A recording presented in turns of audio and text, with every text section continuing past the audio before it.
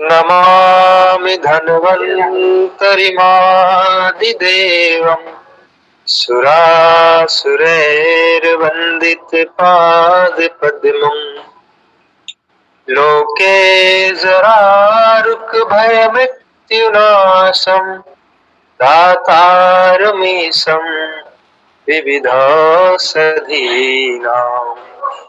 शङ्खं चक्रं जलौकां ददत् मृत्युघटं चारुदोर्भिश्चतुर्भिः सूक्ष्मस्वच्छादिदया सुखपरिबिलसन्मालिलं भोजनेत्रम् कालाम्बोदोज्ज्वलाङ्गं कटितटविलसच्चारुपीताम्बराढ्यं वन्दे धन्वन्तरिं तं निखिलगगन प्रौढदावाग्निलीलम्।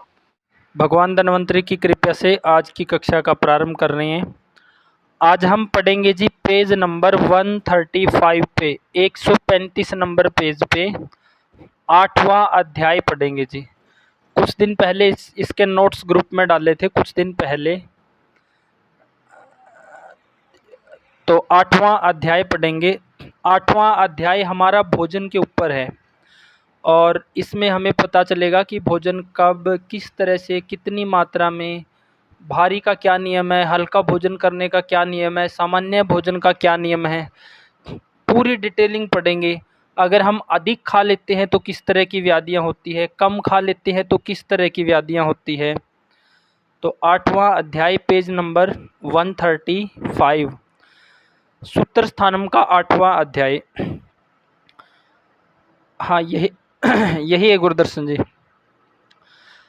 तो सूत्र स्थानम अभी हमारा पित्त का बचा है। पित्त के बारे में पढ़ना है कि पित्त क्या है, पित्त कैसे बढ़ता है, किन कारणों से बढ़ता है, क्या व्याधियां करता है, क्या सिम्टम लेके रोगी आएगा, क्या उसकी चिकित्सा रहेगी।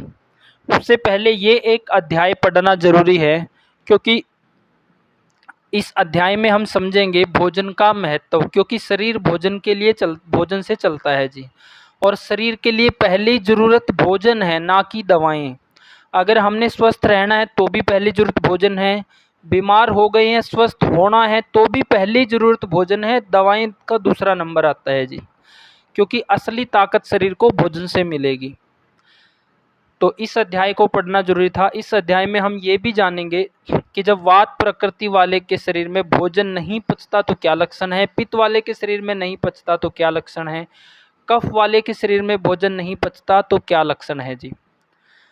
जो सूत्र स्थानम है या ये अध्याय है, इसका इतना बड़ा महत्व है जी। ये क्यों जरूरी है हमारे शरीर के लिए, इस अध्याय को या सूत्र स्थानम को पढ़ना क्यों जरूरी है जी। क्योंकि चिकित्सा तो हमने पढ़ ली है। जिस प्रकार आप इस सृष्टि में देखते हैं कि हर चीज़ को चलाने का नियम है जी। हर चीज़ को आप अपने घर में कोई भी मशीन लेके आते हैं, कोई भी टूल लेके आते हैं, तो उसके साथ एक बुकलेट आती है जी कि इसको इस्तेमाल कैसे करना है।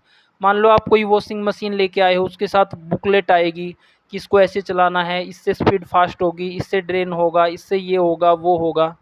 तो इस सृष्टि में हर चीज़ को चलाने का नियम है, नियम से ही हर चीज़ चलती है। अगर नियम से नहीं चलाएंगे तो उसमें विकृति आ जाती है। तो इसी तरह से हमारे शरीर को चलाने के लिए भी एक बुकलेट है जो ऋषियों ने बनाई है। वो है हमारी अष्टांग हृदयम, अष्टांग संग्रह, चरक संहिता, सुश्रुत संहिता, भाव प्रकाश। ये जितनी भी संहिताएं हैं ये हमारे शरीर के लिए वो जरूरी बुकलेट है जिसको पढ़ के हमें पता चलेगा कि इस शरीर को चलाना कैसे है।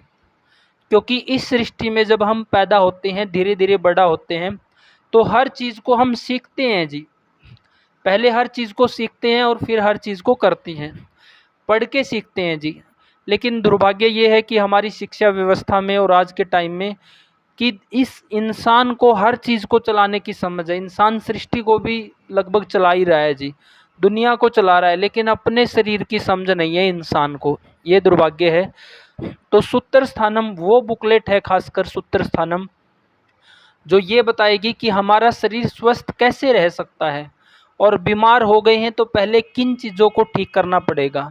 आज की सीधी मेंटेलिटी है लोगों की कि बीमार होते ही डॉक्टर और दवाई, और जाते ही सीधा पूछेंगे कितने दिन में ठीक होऊंगा। आप ये तो देखो कि बीमार हुए क्यों हो, ऐसा कोई नहीं देखता जी। बहुत पढ़े लिखे लोग भी इस बात पे कोई जिक्र नहीं करता कि बीमारी हुई क्यों है, बस सबको दवाई चाहिए जी। इसीलिए आज के टाइम में लोग स्वस्थ नहीं हो रहे हैं। तो इसमें 8वें अध्याय का पहला श्लोक हमने पढ़ लिया था जी, शायद पिछले वीरवार को ही हमने पढ़ा था। वो था कि 7 प्रकार के आसन और उनका पालन ना करने से किस प्रकार की बीमारियां, ये 7 प्रकार के आसन का पालन ना करने से, जैसे कि संकीर्ण आसन है, विरुद्धासन है, अमात्रासन है, अजीर्णासन है, समसन है, अध्यसन है और विषमासन है, इनका पालन ना करने से शरीर में घोर कष्टकारक रोग पैदा होते हैं जी। अब हम दूसरा श्लोक इसका पढ़ेंगे, इससे आगे वाला श्लोक कोई भी एक साथी पढ़ दो जी, इससे आगे वाला श्लोक जी। आहार मात्रा का वर्णन, कोई भी एक साथी पढ़ दो जी इसको। जी गुरुजी। आहार मात्रा का वर्णन है, मनुष्य को सदा मात्रा के अनुसार आहार भोजन करना चाहिए, क्योंकि उचित मात्रा में किया गया भोजन जठराग्नि को प्रदीप्त करता है। मात्रा का निर्धारण गुरु तथा लघु द्रव्यों को देखकर करना चाहिए, जैसा आगे कहा जाएगा। एक मिनट, वक्तव्य से पहले थोड़ा डिस्कस कर लेते हैं, फिर वक्तव्य को पढ़ना जी। इसमें कहा गया है जी कि मनुष्य को सदा मात्रा के अनुसार भोजन करना चाहिए। जैसे कि हर एक मशीनरी है जो, वो एक प्रॉपर अनुपात में ही चलती है। जो हमारा पेट है जी, वो भी एक मशीनरी की तरह ही काम करता है जी। और लोगों ने आज के टाइम में इसको एक टंकियाँ, कचरे का डिब्बा बना लिया है कि जब भी मन करा तभी इसके अंदर डाल दिया जी। वो रात के 9 बजे हो, 10 बजे हो, 11 बजे हो, या सुबह उठते ही ड्राई फ्रूट वगैरह शुरू हो जाते हैं। तो इसको एक कचरे के डिब्बे की तरह इस्तेमाल कर रहे हैं, लेकिन ये एक मशीनरी की तरह है जी। अगर इसको हम मशीनरी की तरह प्रॉपर अनुपात में चलाएंगे तो ये अच्छे से चलेगा, और उस रेशो का अगर हम पालन नहीं करेंगे तो ये बीमार पड़ेगा जी। तो मनुष्य को सदा मात्रा के अनुसार भोजन करना चाहिए, एक मात्रा में ही भोजन करना है जी। वो मात्रा क्या है इसको आगे पढ़ेंगे। अब आगे कहा गया है जो मात्रा का निर्धारण होगा वो होता है कि हम भोजन गुरु ले रहे हैं कि लघु ले रहे हैं जी। पहला सवाल तो ये है कि हमें भूख लगी है, भूख लगी है तो कितना खाना है जी, उसका डिसाइड कैसे करेंगे। उसका डिसाइड करेंगे अगर गुरु द्रव्य बना है, जैसे त्योहारों में हमारे घरों में पकवान बनते हैं या विवाह शादी में पकवान बनते हैं। अगर गुरु द्रव्य है तो उसको कितना खाना है उसका अलग नियम है, और लघु भोजन है जो हम सामान्यतः आमतौर पे करते हैं उसको कितना खाना है उसका भी एक नियम है। तो भोजन हमेशा मात्रा के अनुसार करना है। मात्रा का निर्धारण होगा कि भोजन गुरु है कि लघु है, उसके आधार पर निर्धारण होगा जी। अब वक्तव्य पढ़ो जी।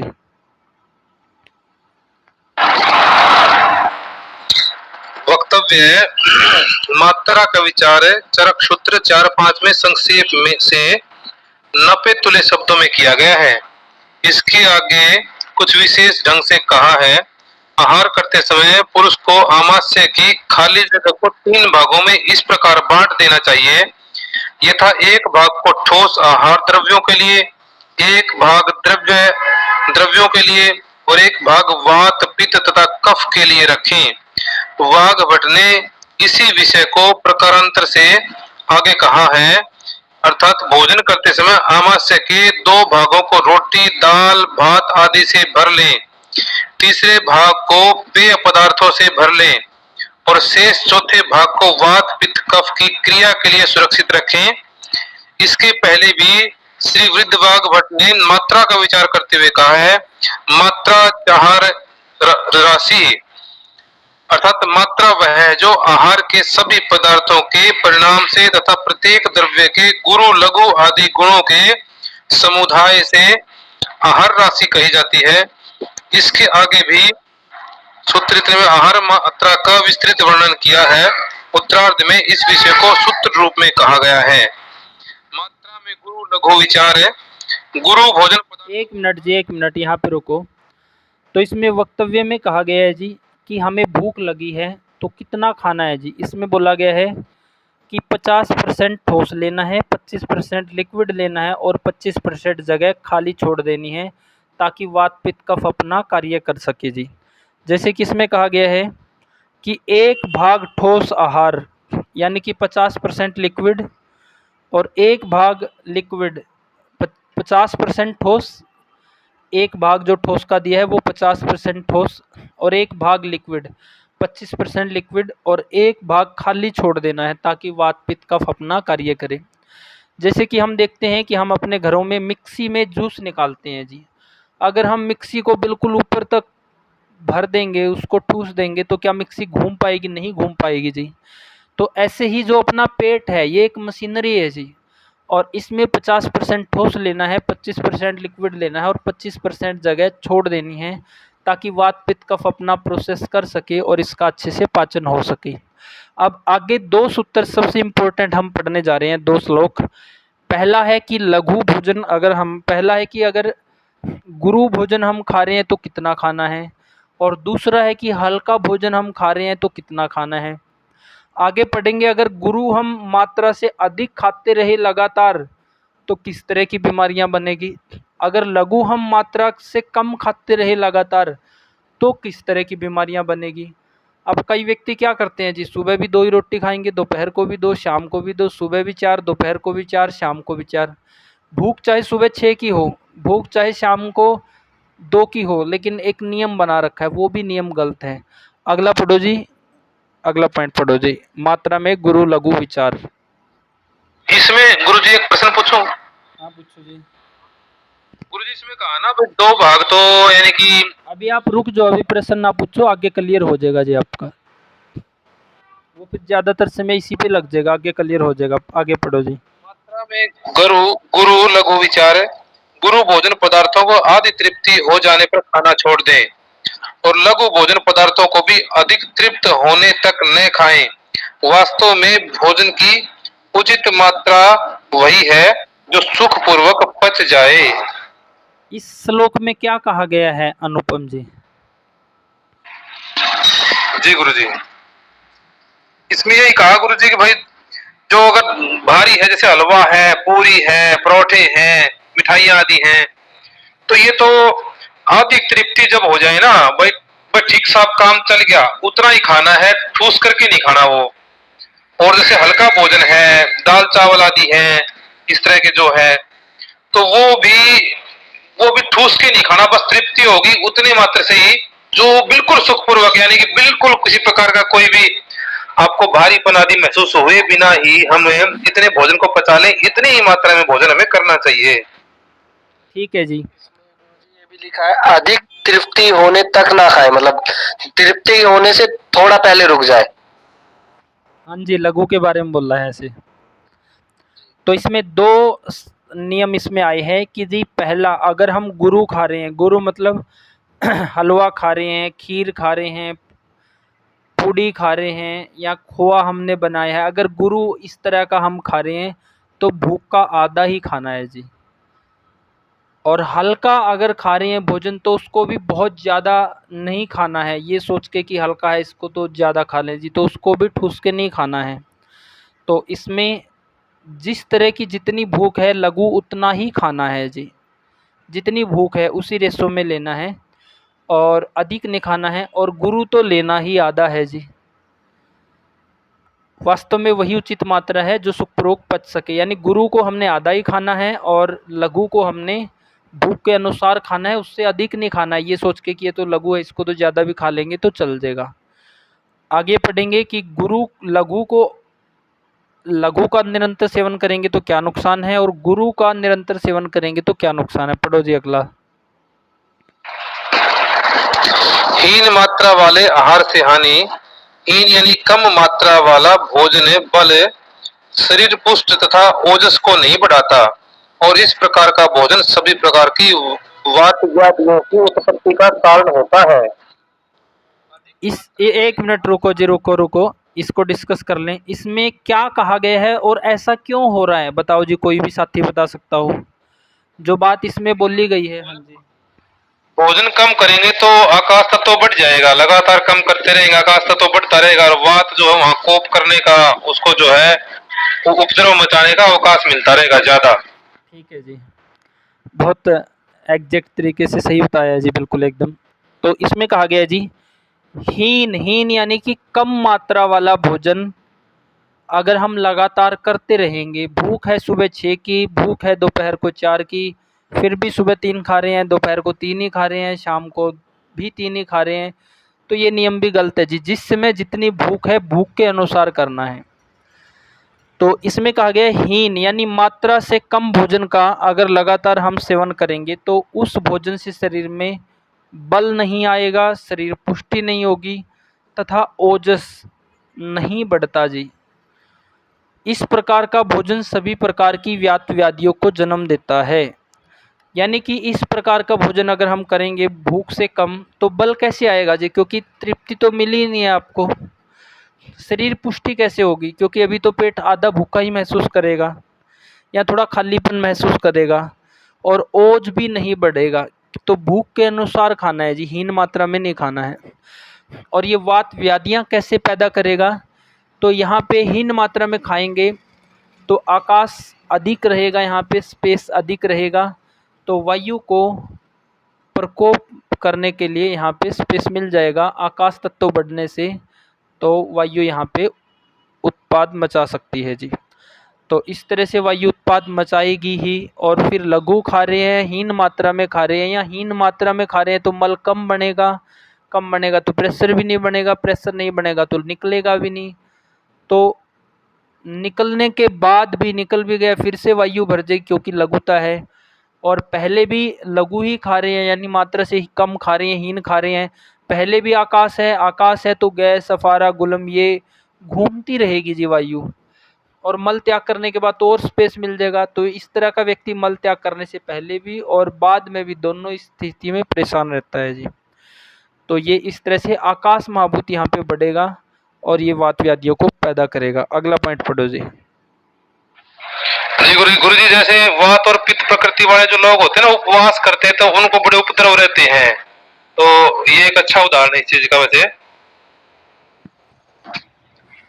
बिल्कुल जी, वात और पित्त वालों के लिए उपवास ज्यादा अच्छा नहीं है जी। हाँ जी गुरु जी। अधिक मात्रा वाले आहार से हानि, मात्रा से अधिक किया गया आहार वात आदि सभी प्रकार के दोषों को शीघ्र ही प्रकोपित कर देता है। ये कैसे प्रकोपित करेगा जी? ज्यादा खाना खाएंगे तो गुरुजी पचेगा नहीं, आम बनेगा वो उसका, और आम बनेगा तो फिर वो त्रिदोष को मतलब तीनों तरह के दोषों को फिर बढ़ाएगा। ठीक है, मात्रा से अधिक अगर हम खाएंगे तो वहाँ पे मात्रा से अधिक खा लिया है तो वात पित्त कफ को अपनी क्रिया करने के लिए जगह ही नहीं है जी। पहले वाले में तो आकाश महाभूत अधिक था, दूसरे वाले में एक तरह से ब्लॉकेज बन रही है क्योंकि ठूस इतना लिया है कि अंदर वात पित्त कफ सर्कुलेशन ही नहीं बना पा रहे हैं जी। तो इसमें मार्ग अवरुद्ध होने के कारण यहाँ पे वात पित्त कफ का डिसबैलेंस होगा जी। वहाँ आकाश महाभूत बिगड़ने के कारण अकेला वात बिगड़ रहा था, यहाँ वात आदि सभी दोष, वात भी पित्त भी कफ भी तीनों ही बिगड़ जाएंगे जी। तो ये है पेट की मशीनरी को चलाने के 3 महत्वपूर्ण नियम। पहला 50% ठोस, दूसरा 50% ठोस, पहला 25% लिक्विड, 25% जगह खाली छोड़ देनी है, दूसरा भारी को आधा ही खाना है, तीसरा लघु को भी ज़्यादा ठूस के नहीं खाना है जी। अब अगला पॉइंट पढ़ेंगे, अगर हमने गुरु द्रव्य लगातार मात्रा से अधिक सेवन कर लिया है तो क्या नुकसान होगा, पढ़ो जी। विसूचिका के लक्षण है, ऊपर कहे गए अति मात्रा वाले आहार का सेवन कर लेने से पीड़ित वात आदि दोष उस आम न पचे हुए तथा दूषित आहार से एक साथ कुपित होकर एवं उसी आहार में मिलकर आमाशय की गति को रोककर अलसक नामक रोग को पैदा कर देते हैं। उस अधितात्मा पुरुष के ऊपर तथा नीचे के मार्ग से अर्थात मुख एवं गुद मार्ग से क्रमशः वमन तथा अतिसार के रूप में आहार पदार्थ को निकालते हुए विसूचिका नामक रोग को पैदा कर देते हैं। यहाँ पे 2 संप्राप्ति बताई गई है जी। मान लो दो रोगी आपके पास आपके क्लिनिक में चल के आए हैं और दोनों ने ही मात्रा से अधिक भोजन का सेवन किया है और गुरु भोजन का सेवन किया है। 2 रोगी आपके क्लिनिक पे चल के आए हैं, एक में अल्सक है, एक में विसूचिका है। तो कोई साथी बताएगा कि यहाँ पे क्या हो रहा है, एक में क्या घटित हो रहा है, दूसरे में क्या घटित हो रहा है जी? एक में अल्सक में खाना जो है शरीर में पड़ा है और आमाशय की गति स्लो हो गई है या बंद हो गई है, बिल्कुल सही। तो खाना आलस्य की तरह पड़ा है, पच नहीं रहा है, तो वो अल्कस रोग पैदा करेगा। दूसरे में विसूचिका में चूंकि बहुत ठूस लिया तो शरीर उसको निकालने की कोशिश कर रहा है बाहर, तो कुछ गुद मार्ग से निकल जाएगा और कुछ मुंह से निकल जाएगा वमन होके, उस केस में विसूचिका रोग पैदा होगा। बिल्कुल सही बताया जी, एग्जैक्ट सही। अब आप भी समझा सकते हो जी अष्टांग हृदयों को। हाँ जी, अलसक गुरुजी, ये क्या अलसक क्या कहेंगे? अभी वेट करो, समझाते हैं। इसमें 2 संप्राप्ति घटित हो रही है जी, कि भाई 2 व्यक्ति है और दोनों ने भारी खा लिया है, अधिक खा लिया है। अब अधिक खा लिया है तो एक को क्या होगा जी, दस्त या उल्टी हो सकती हैं, तो वो भाग्यशाली है जी, क्योंकि उसका जो अंदर अधिक खा लिया था वो निकल गया है जी, निकल के वो अंदर व्याधि से बचा देगा आपको।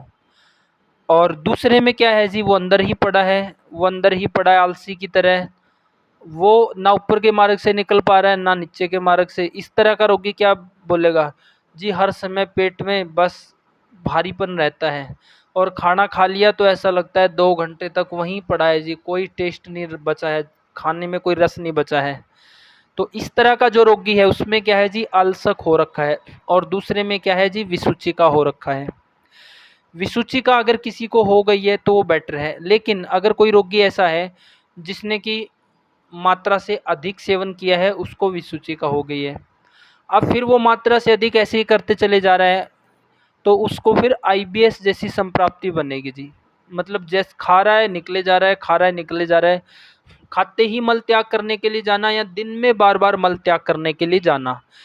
तो ये संप्राप्ति की स्टार्टिंग यहाँ से होगी जी, कि आपने मात्रा से अधिक भोजन किया है या भूख से अधिक गुरु भोजन किया है, उसने पचाना बंद कर दिया है, वो आम के रूप में ऐसे ही निकल रहा है, फिर भी आप अपने हेतु को बंद नहीं कर रहे हैं, तो वो आगे चल के आईबीएस जैसी संप्राप्ति बना देगा, संग्रहणी नामक रोग को पैदा कर देगा, जिसमें आपकी अग्नि पूरी तरह से डैमेज हो जाएगी। खाते ही मल त्याग के लिए जाना या दिन में बार बार मल त्याग के लिए जाना, आम रूप में अधिक निकलना जी।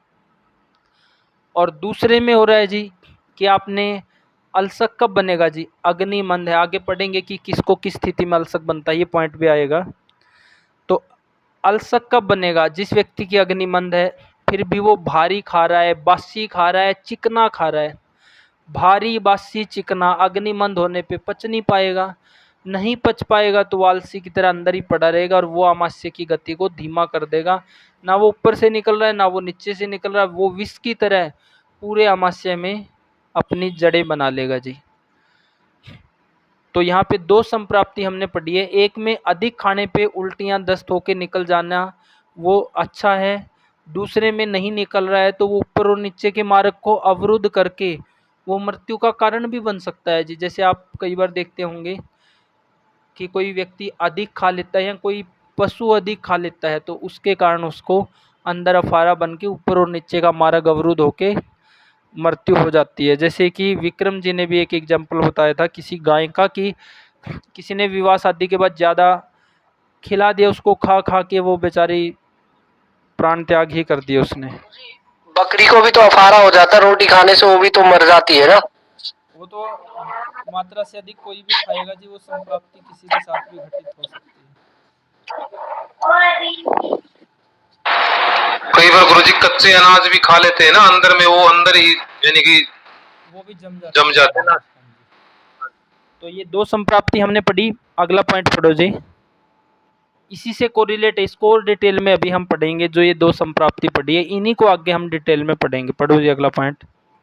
अलसक की परिभाषा, अलसक रोग होने से पहले जो आहार खाया गया था वह न तो ऊपर मुख की ओर निकलता है और न नीचे के मार्ग से निकलता है, न वह पचता ही है, वह आमाशय में आलसी की भांति पड़ा रहता है, अतएव इस रोग को अलसक कहा जाता है।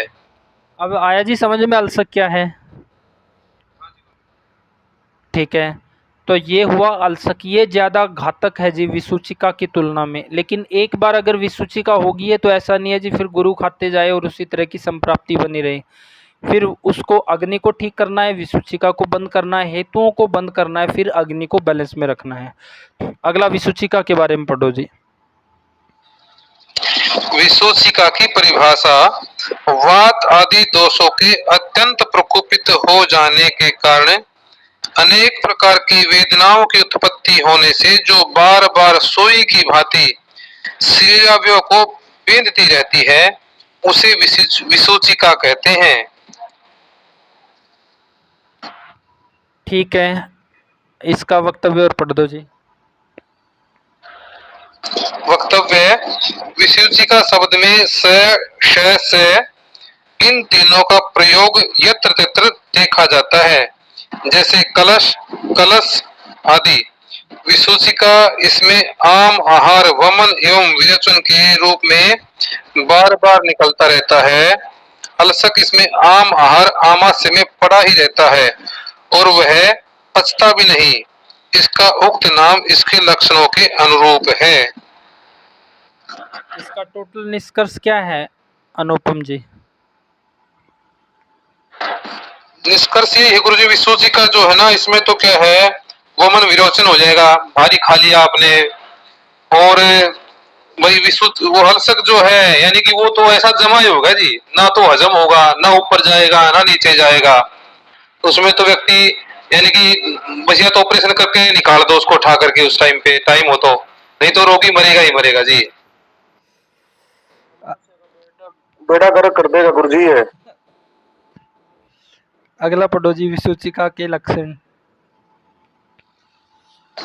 अब हम पढ़ेंगे जी, अब अगला पॉइंट जो हम पढ़ेंगे कि अगर वात वाले को विसूचिका होगी तो क्या लक्षण रहेंगे, पित्त वाले के शरीर में विसूचिका होगी तो क्या लक्षण रहेंगे, और कफ वाले के शरीर में विसूचिका होगी तो क्या लक्षण रहेंगे। तीनों के अलग अलग शरीर में हम लक्षण पढ़ेंगे जी। पढ़ो जी। विसूचिका के लक्षण है, वात दोष से शूल, चक्रों का आना, अनाह, कंपी का होना तथा स्तंभ, जड़ता, ये लक्षण होते हैं। पित्त दोष से ज्वर, अतिसार, भीतर से जलन, बार बार प्यास का लगना एवं प्रलाप, अंटमट बकना, ये लक्षण होते हैं। कफ दोष से छर्दी, वमन, शरीर के अवयवों में भारीपन, बोलने में रुकावट तथा लार का चूना, ये लक्षण होते हैं। अब वात वाले को अगर विसूचिका होगी तो इसमें क्या होगा जी, दर्द होगा, दर्द के साथ अतिसार होगा, जिसमें पहले मीठा मीठा सा दर्द पेट में पैदा होगा, फिर विसूचिका होगी, फिर उसमें वो मल निकलेगा, फिर मल के साथ थोड़ी सी गैस पास होगी तो रिलैक्स मिलेगा जी। तो इसमें वात दोष वाले को विसूचिका है तो सूल होगा जी, पेट में सूल होगा, अफारा सा उसको बनेगा जी, और मल निकलने के साथ वायु निकलने पे उसको रिलैक्स मिलेगा। तो वात दोष से सूल, अना, अना यानी अफारा को बोलते हैं जी, चक्रों का आना, इसको चक्कर जल्दी आएंगे जी, कंपी का होना, बाकियों को आ रही है, सभी को कट रही है जी, आपके उसमें गड़बड़ है कुमार जी, आप अपना वो सिस्टम सुधारो। तो वात दोष में जी सूल, दर्द होगा, अफारा बनेगा, चक्कर आएंगे, कंपी होगी और जकड़ जाएगा जी। क्यों? क्योंकि अंदर अफारा है, दर्द है और फिर शरीर की का जल महाभूत निकल रहा है जी, तो यहाँ पे वीकनेस, कमजोरी आएगी, कंपी आएगी और जकड़न रहेगी जी, क्योंकि अग्नि भी मंद हो चुकी है। और पित्त वाले में होगा जी अतिसार होगा, इसमें भीतर से ये जलन फील करेगा जी, ये पित्त के लक्षण है। बार बार प्यास का लगना, पित्त दोष से जवर, जवर भी यहाँ पे आ सकता है, तो पित्त वाले में ये पित्त वाले सिम्टम रहेंगे जी। और कफ वाले में कफ वाले सिम्टम है जी कि भारीपन रहेगा, बोलने में रुकावट रहेगी और लार का चूना, वमन का होना, तो ये सिम्टम रहेंगे वात वाले में वात के, पित्त वाले में पित्त के और कफ वाले में कफ के जी। अब अगला पॉइंट बहुत ही कमाल का पढ़ेंगे, इसका अगला पॉइंट पढ़ो जी। गुरुजी एक मिनट, लार से चूना कैसे बनेगा? चूना नहीं बन रहा है यहाँ पे, लार का टपकना जी। अच्छा अच्छा, जी जी जी। अलसक का वर्णन है, यह रोग विशेष करके दुर्बल, मंद अग्नि वाले, वात मूत्र तथा मल के वेगों को रोकने वाले पुरुष को होता है। इसमें खाया गया आहार वात द्वारा पीड़ित एवं कफ के कारण आमाशय में रोका गया स्वयं वह गतिहीन हो जाता है। वात आदि दोषों द्वारा हिलाया डुलाया जाने पर भी वह आमाशय में शल्य के रूप में स्थित रहता है तथा कष्टकारक शूल आदि विकारों को तो करता है, किंतु इसमें वमन विरेचन नहीं होते, अतः इस रोग को अलस या अलसक कहते हैं। जैसे कि हम कितना इम्पोर्टेंट अध्याय पढ़ रहे हैं जी। जैसे हमने वात का शरीर देखा, फिर कफ का शरीर हमने देखा, और अब हम यहाँ पे देख रहे हैं कि जिस शरीर की पहले ज़रूरत भोजन है, और भोजन अंदर जाके पचना चाहिए। पचेगा तो वो शरीर में लगेगा, और सड़ेगा तो वो बीमारियां पैदा करेगा। और भोजन सड़ने से बीमारियां हो रही है, तो कोई भी डॉक्टर, कोई भी पैथी किसी भी रोगी को ठीक नहीं कर सकती जी। तो चिकित्सक का, वैद्य का कार्य केवल रोगी आया दवाई दे दिया इतना नहीं है जी। उसके अंदर घुसना पड़ेगा जी। ये देखना पड़ेगा कि वो क्या क्या गड़बड़ी कर रहा है। मान लो किसी व्यक्ति में इस तरह की संप्राप्ति है, रोगी आया आपने दवाई दे दी, तो बात नहीं बनेगी जी। उसकी पूरे हेतु ढूंढने पड़ेगी जी कि ये बीमार पड़ा है तो पड़ा क्यों है। जब तक हम क्यों को नहीं ठीक कर पाएंगे तो अकेले दवाइयों से चिकित्सा नहीं हो पाएगी जी। और अपना जो मेन कार्य रहेगा, आप लोगों का मेन कार्य क्यों को ढूंढना ही रहेगा जी। अकेला दवाइयों से चिकित्सा करने की सोचोगे तो बात नहीं बन पाएगी।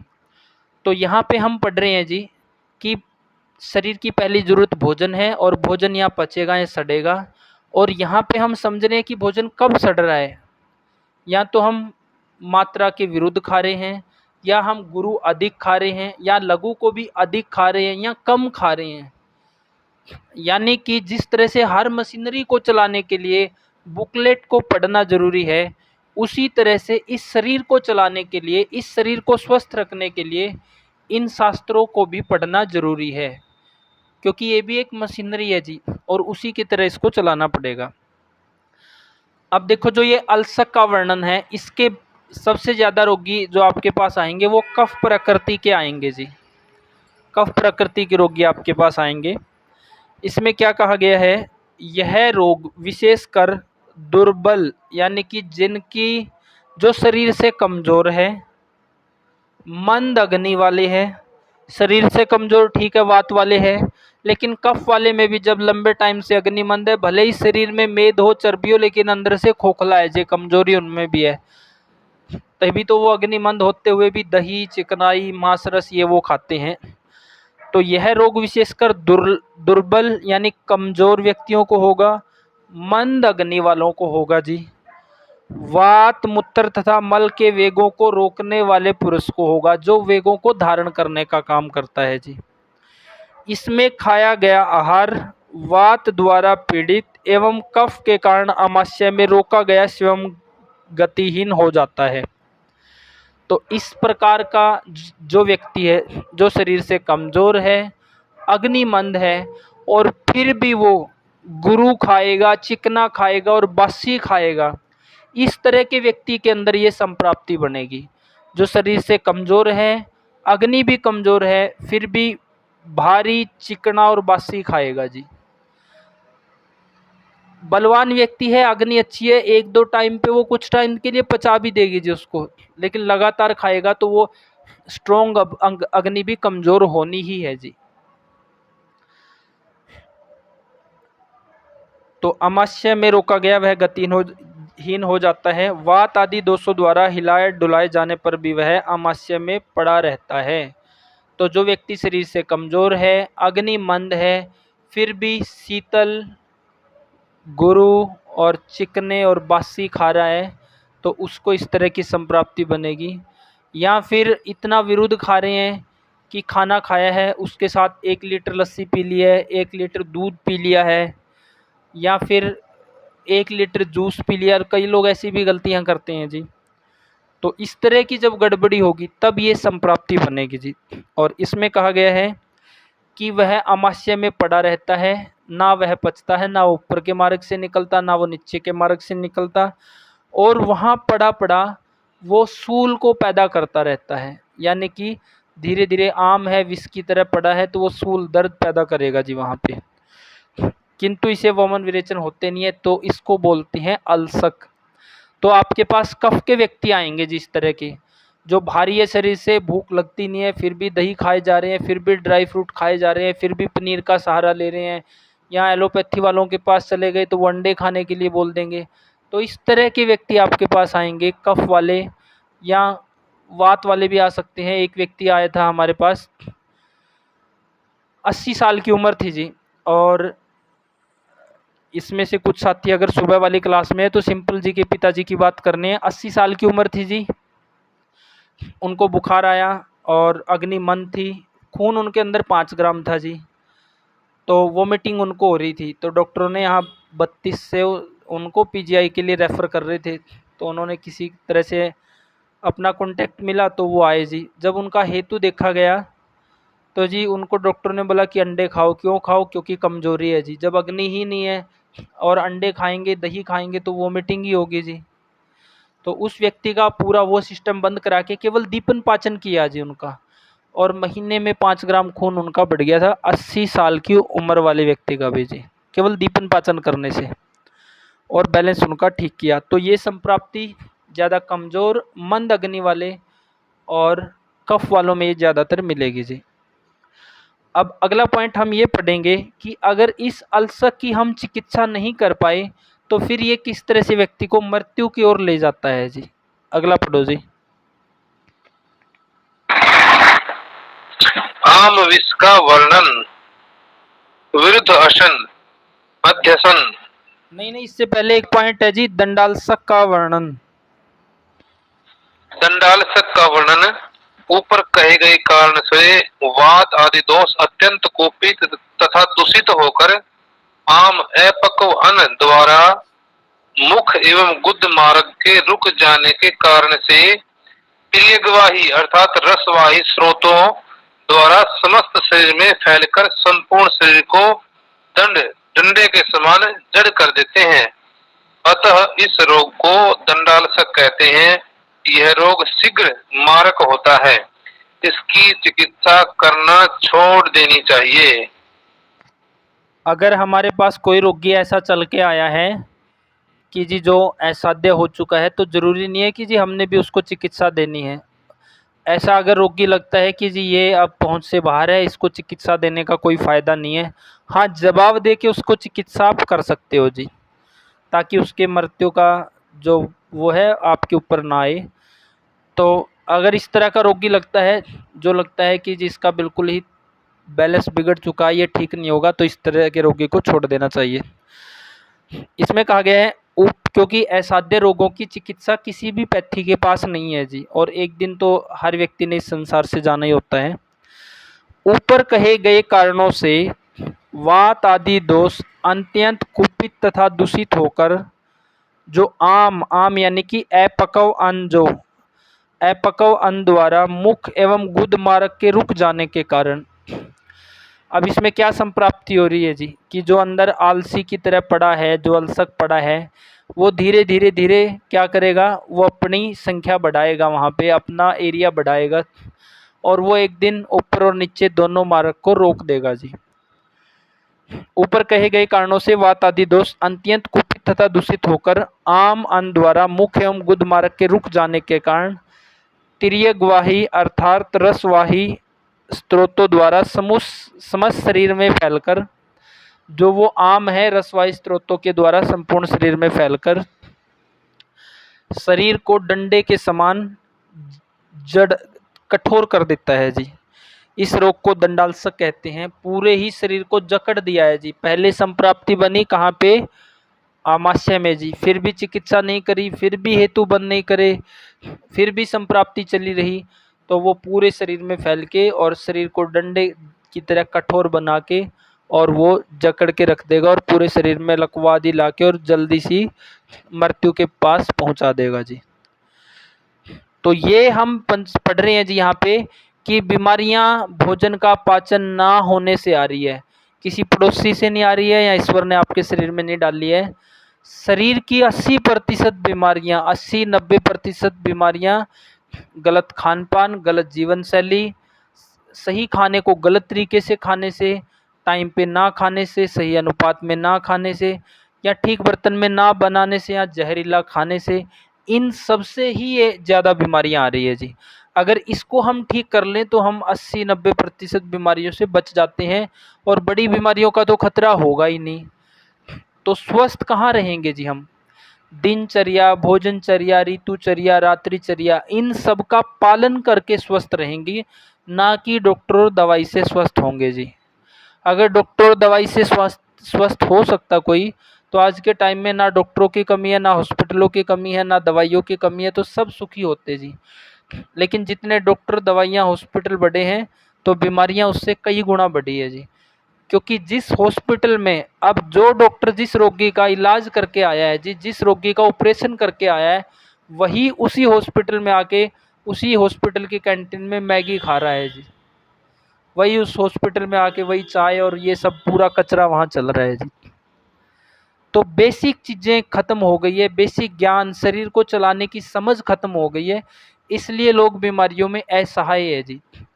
आप देखते होंगे बहुत से साथी हैं, पुलिस डिपार्टमेंट में हैं, वो अपने सिस्टम को अच्छा सा चला रहे हैं लेकिन शरीर का कुछ नहीं समझे जी।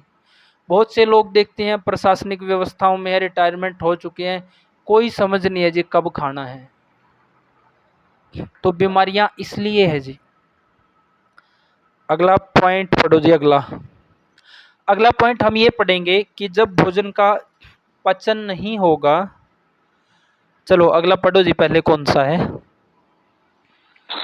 आम विष का वर्णन, विरुद्ध असन अध्यसन, इसी अध्याय का 14वां पद्य। तथा अजीर्ण अवस्था में भी आहार करने वाले पुरुष का आम दोष अत्यंत कष्टदायक होता है, इसलिए इसे आम विष कहते हैं। यह विष के समान अपना शीघ्र प्रभाव दिखलाता है और इसकी यदि चिकित्सा की जाती है तो उसका प्रभाव भी विपरीत ही होता है। इस पॉइंट को हम रोक रहे हैं और पहले पेज नंबर 139, इसी अध्याय का पेज नंबर 139, जिन साथियों के पास अष्टांग हृदय है, और पॉइंट है जी आमाजीर्ण के लक्षण। इसको पढ़ो जी एक बार। आमाजीर्ण के लक्षण, कफ दोष के प्रकोप से आमाजीर्ण होता है। इसके लक्षण आंखों तथा गालों पर शोथ, तत्काल खाए हुए आहार के अनुरूप उद्गारों डकारों का आना, लाला स्राव, जी मिचलाना तथा शरीर में भारीपन, ये लक्षण होते हैं। ठीक है जी। अब जो हम पॉइंट पढ़ने जा रहे हैं वो सबसे इम्पोर्टेंट पॉइंट है जी, सबसे इम्पोर्टेंट, और ये अध्याय ही सबसे इम्पोर्टेंट है जी। क्योंकि जब आपने रोगी के हेतु ढूंढोगे ना जी, तो हेतु यहीं से मिलेगी जी। कोई व्यक्ति ऐसा मिलेगा ऐसे समय पे खा रहा है, रात्रि के 10 बजे, उसमें भी दाल खा रहा है, पनीर खा रहा है, और कई तो महान लोग ऐसे देखते हैं, वो बोलते हैं कि जी जब तक परोठा अंदर ना जाए तो ऐसा लगता ही नहीं कि कुछ खाया है, और वो बिल्कुल शुगर के किनारे पे खड़े हैं जी। तो ऐसे भी लोग हैं। तो इसमें हम अब पढ़ने जा रहे हैं कि कफ वाले को जब भोजन का पाचन नहीं होगा तो क्या लक्षण है, पित्त वाले को भोजन का पाचन नहीं होगा तो क्या लक्षण रहेंगे, और वात वाले को भोजन का पचन नहीं होगा तो क्या लक्षण शरीर में रहेंगे जी। यानी कि वात वाले का आम कैसा है, पित्त वाले का कैसा है, और कफ वाले का कैसा है। तो पहला पॉइंट जो पढ़ा है अनुपम जी ने, आमाजीर्ण के लक्षण। कफ दोष के प्रकोप से, यानी कफ दोष से क्या होगा, शरीर में कफ दोष बढ़ने से, कफ दोष के गुण बढ़ने से अग्निमंद होगी जी। तो उससे क्या होगा, अग्निमंद होगी तो आम बनेगा जी, जिसको आमाजीर्ण बोला गया है। उस आम से क्या होगा जी, आंखों तथा गालों पर शोथ। आप देखते हैं कि कफ वाला है जो, जिसके शरीर में कफ बढ़ा है, तो आंखें और गाल सूजे सूजे से लगते हैं जी, और शरीर भी फूला फूला सा लगता है, क्योंकि मेद विकृत अवस्था में बढ़ा हुआ है जी। आगे इनमें क्या रहेगा, तत्काल खाए हुए आहार के अनुरूप ही डकार आएंगे क्योंकि पाचन दुरुस्त नहीं है जी। लाला स्राव होगा, जी मचलाएगा, बेचैनी रहेगी और खाने के 2 घंटे बाद भी ऐसा लगेगा जैसे खाना अंदर ही पड़ा है जी। शरीर में भारीपन, तो ये लक्षण तब होंगे जब कफ प्रकृति वाले व्यक्ति के शरीर में भोजन का पचन नहीं होगा, और ये सिम्टम जब लंबे टाइम तक चलते रहेंगे और हेतु बंद नहीं होंगे, उचित चिकित्सा नहीं ली गई होगी, तो फिर वो अल्सक के रूप में बदल जाएगा जी। फिर भी चलते रहेंगे तो फिर वो दंडाल्सक के रूप में बदल के रोगी को मृत्यु तक पहुंचा देता है जी। तो इस तरह की संप्राप्ति बनती है। अगर ये सिम्टम कफ वाले को चल रहे हैं तो उसको ज़रूरत है जी अपना मजबूत दीपन, पाचन और अनुलोमन करने की, नहीं तो अगली संप्राप्ति अल्सक की तरफ ही जाएगी। और ये आम बन रहा है तो वो फिर किसी भी तरह की व्याधि पैदा कर सकता है किसी भी ऑर्गन में जी। अब अगला पॉइंट पढ़ो जी, वात प्रकोप, यानी कि जब वात दोष बढ़ने पे भोजन का पचन नहीं होगा तो शरीर में क्या लक्षण होंगे जी। ये गुरुजी लाला स्राव या लार डालना लार निकलना जी, हाँ। जी। विष्टब्दाजीर्ण के लक्षण है, वात दोष के प्रकोप से विष्टब्दाजीर्ण होता है, इसमें पेट में शूल, मल मूत्र एवं अपान वायु के निकलने में रुकावट, अफारा एवं शरीर में ढीलापन ये लक्षण होते हैं। जब आप अपने क्लिनिक पे बैठोगे और रोगियों को देखोगे तो सबसे पहले भारी व्यक्ति अगर हमारे क्लिनिक पे आ गया है शरीर से, उसमें देखोगे तो आपको यही लक्षण मिलेंगे। अग्निमंद, अग्निमंद है तो आम बन रहा है, आम बन रहा है तो वो बोलेगा जी भूख नहीं लगती है बस खा लेता हूँ। अगर उसने ऐसा बोला है तो समझ लो इसका शरीर बीमारियों का घर है, क्योंकि जब भूख ही नहीं है और खा रहा है तो मतलब उसका आम ही बनना है जी। जब सिलेंडर में गैस ही नहीं होगी तो खाना नहीं पक पाएगा जी गैस पे। इसी तरह से जब पेट में अग्नि नहीं है, चूल्हे में अग्नि नहीं है तो खाना नहीं पक पाएगा, नहीं पाचन हो पाएगा जी। तो भारी व्यक्ति आया है तो उसमें यही लक्षण मिलेंगे, अग्निमंद, भूख ना लगना फिर भी खाते चले जाना, कमजोरी फील करना, फिर दही खाना, पनीर खाना, ड्राई फ्रूट खाना और चिकन, मांस, अंडे ये सब खाना, फिर भी बोलेगा जी कि कमजोरी फील कर रहा हूँ इतना सब खाने पर भी, क्योंकि अंदर आम बनता चले जा रहा है जी। तो भारी व्यक्ति में हमें ये सिम्टम मिलेंगे जो पहले पढ़े हैं जी। एक दुबला पतला व्यक्ति आएगा तो वो आपको आके बोलेगा जी पेट में दर्द रहता है, गैस बनती है, अफारा बनता है, कभी गैस इधर घूमती है कभी वहाँ घूमती है, कब्ज की समस्या है, कभी बोलेगा कि घबराहट होती है, बेचैनी होती है, अचानक से घबराहट हो जाती है, कभी बोलेगा सिर सूल भी हो रहा है, यानी कि उसको गैस, अफारा, दर्द ये सब मिलेगा जी वात वाले को। तो वात वाले में जब भोजन का पाचन नहीं होगा, पाचन नहीं होगा तो सामान्य सी बात है जी गैस बनेगी वात वाले में, क्योंकि इसमें आम तो है नहीं। मल मूत्र और अपान वायु निकलने में रुकावट रहेगी जी, और अफारा बनेगा, शरीर ढीला रहेगा। तो ये लक्षण रहेंगे वात वाले के अंदर। तो वात वाला यही लक्षण आपको आके बताएगा जी जब आप अपने क्लिनिक पे बैठे होंगे। तो इसमें क्या करना है जी, दीपन, पाचन, अनुलोमन करना है। अनुलोमन स्ट्रोंग रखना है इनका, और शुद्ध चिकनाई खिलानी है। उससे बात नहीं बन पा रही है तो फिर इनको स्नेहन, स्वेदन, अनुवासन और निरोहण बस्ती कर दो जी, पूरी तरह से इनकी बात बन जाएगी जी। और कफ वाले में जी दीपन पाचन करना है। कफ वाले को लंबे टाइम तक मेडिसिन खिलानी पड़ेगी जी, कम से कम मान के चलो 3 महीने तक। वात वाले को जल्दी बात बन सकती है, लेकिन क्योंकि कफ के गुण भारी है जी, चिपकने वाले है, फंसने वाले, इनको सबसे ज़्यादा टाइम तक मेडिसिन खिलानी पड़ेगी। अगला पॉइंट है जी कि अगर पित्त वाले के शरीर में भोजन का पचन नहीं होगा तो क्या लक्षण होंगे जी। अगला पढ़ो जी। विदग्धाजीर्ण के लक्षण है, पित्त दोष के प्रकोप से विदग्धाजीर्ण होता है, इसमें बार बार प्यास लगना, मोह बेहोशी, चक्करों का आना, खट्टे डकारों का आना एवं जलन का होना ये लक्षण होते हैं। ठीक है जी, पित्त में पित्त के जैसे लक्षण बताए गए हैं। तो अब जैसे हमने वात के बारे में पढ़ा जी, वात में हमने क्या पढ़ा जी, वात का रुक्ष गुण बढ़ा है, खर गुण बढ़ा है, लघु गुण बढ़ा है। तो इन सब से क्या हो रहा है जी, आकाश महाभूत क्रिएट हो रहा है। तो आकाश महाभूत क्रिएट हो रहा है तो अधिक स्पेस बढ़ रहा है, तो वायु को घूमने के लिए, आतंक मचाने के लिए जगह मिल रही है। तो उसी तरह की संप्राप्ति यहाँ बन रही है। फिर कफ वालों में हमने पढ़ा था कि कफ वालों में अग्निमंद होगी, आम बनेगा, धातुओं में आम चला जाएगा, शरीर में आलस होगा, भारीपन होगा। तो कफ वाले गुण है जी। अब पित्त वाला अभी हमने टॉपिक पढ़ना है, तो पित्त के बारे में हम यहाँ पढ़ रहे हैं। जब शरीर में पित्त दोष बढ़ा रहेगा या पित्त के गुण बढ़े रहेंगे तो रोगी क्या समस्याएं लेकर आपको आएगा, क्या सिम्टम उसको रहेंगे।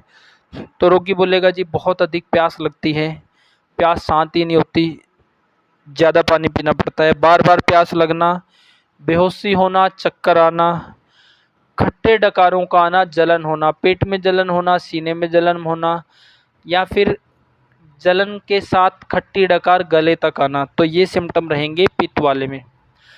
तो पित्त वाले में भोजन नहीं पच रहा है तो ये सिम्टम लेके आएगा। वात वाले में भोजन नहीं पच रहा है तो जो वात वाले पढ़े वो सिम्टम लेके आएगा, और कफ वाला अपने सिम्टम लेके आएगा। तो इन सिम्टम के आधार पे भी हम देख सकते हैं कि शरीर में कौन सा दोष बढ़ा है। तो जो अभी तक जो पॉइंट पढ़ा है इसी से रिलेटेड किसी का कोई सवाल हो तो कर सकते हैं जी।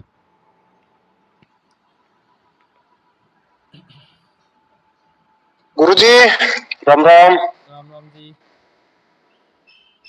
गुरुजी सवाल देखो तो इधर को सोच रहा था भाई, यो जिस तरह कर 25% लिक्विड लेना, तो लिक्विड में देखो सब्जी रोटी के साथ आप दूध तो ले नहीं सकते क्यों, वो मीठा और नमक का सिस्टम हो गया, और पानी वैसे नहीं ले सकते, और अगर कोई चीज और लेंगे तो वो अग्निमंद कर देगा। तो यो क्या सिस्टम है गुरुजी, इसके बारे में बताइए थोड़ा। सब्जी में उतना रस रख सकते हैं क्या गुरुजी फिर इस हिसाब से, मतलब पानी सब्जी में हम तरी रखेंगे जी, लिक्विडिटी हम सब्जी में रखेंगे, हर समय सूखी सब्जी नहीं खाएंगे। सब्जी में देखो 2-3 सूत्र इकट्ठे हमें कोरिलेट करने पड़ेंगे। अभी ये सवाल आगे आएगा जिसके ऊपर एक पूरा श्लोक है, कम से कम आधा घंटा हम चर्चा करेंगे। उसके बाद ये सवाल करना है महेंद्र जी आपने, इसीलिए उनको रोक दिया था। अभी आएगा, इससे अलग कोई और सवाल है तो रख सकते हैं जी। ये गुरुजी वो आज दिन में चर्चा करी थी, वो ग्रुप में करेंगे या पर्सनल करेंगे? कौन से वाली जी? वो जो बंदा बीमार था नहीं जिसको, उसकी पर्सनल करेंगे जी, क्योंकि उसमें यहाँ ज़्यादा टाइम निकल जाएगा। पर्सनल करेंगे और वो लगभग ठीक हो जाएगा, उम्मीद है जी वो ठीक हो जाएगा।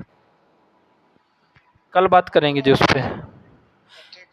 ग्रुप में किसी भी रोगी को अगर हम ठीक करके फिर डिस्कस करें तो वो ज़्यादा बेटर है, ताकि जल्दी से सब संप्राप्ति समझ पाएँ जी। गुरुजी मैं ये पूछना चाहता हूँ हाँ जी, हाँ जी। कि अब मान लीजिए किसी का दीपन पाचन ठीक नहीं है, और उस समय उसकी खाने की कैपेसिटी कम है, और जब उसका दीपन पाचन कंप्लीट हो जाता है तो फिर उसकी खाने की कैपेसिटी बढ़ जाती है, तो इसको हम कम ज्यादा खाना नहीं कहेंगे, इसका ये नियम लागू तो नहीं होगा? तब अंतिम लाइन क्या बोली, तब ज़्यादा खाना? ये तो ये जैसे अभी हमने पढ़ा कि भाई अगर ये कम ज्यादा व्यक्ति खाएगा तो उसको कब बढ़ेगा, या मान लीजिए और कम खाएगा तो उसको बाद बढ़ेगा, मात्रा से कम खाएगा तो बाद बढ़ेगा, मात्रा से ज्यादा खाएगा तो कब बढ़ेगा। तो लेकिन अगर कभी क्या होता है, ऐसी कंडीशन बनती है कि किसी का दीपन पाचन ठीक नहीं तो वो कम ही खाएगा, और जब उसका दीपन पाचन ठीक हो जाएगा तो बराबर मात्रा में खाएगा, तो ये तो सही रहेगा ना?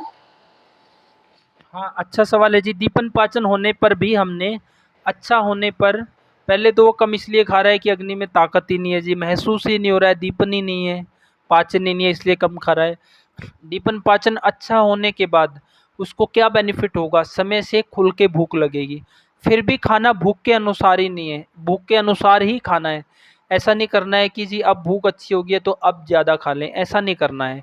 उसका बेनिफिट यही है कि समय से टाइम पे खुल के भूख लगेगी, और भूख के अनुसार खाओ, अच्छे से पचन होगा, अगले टाइम पे फिर से भूख महसूस होगी, फिर से टाइमली खाओ जी।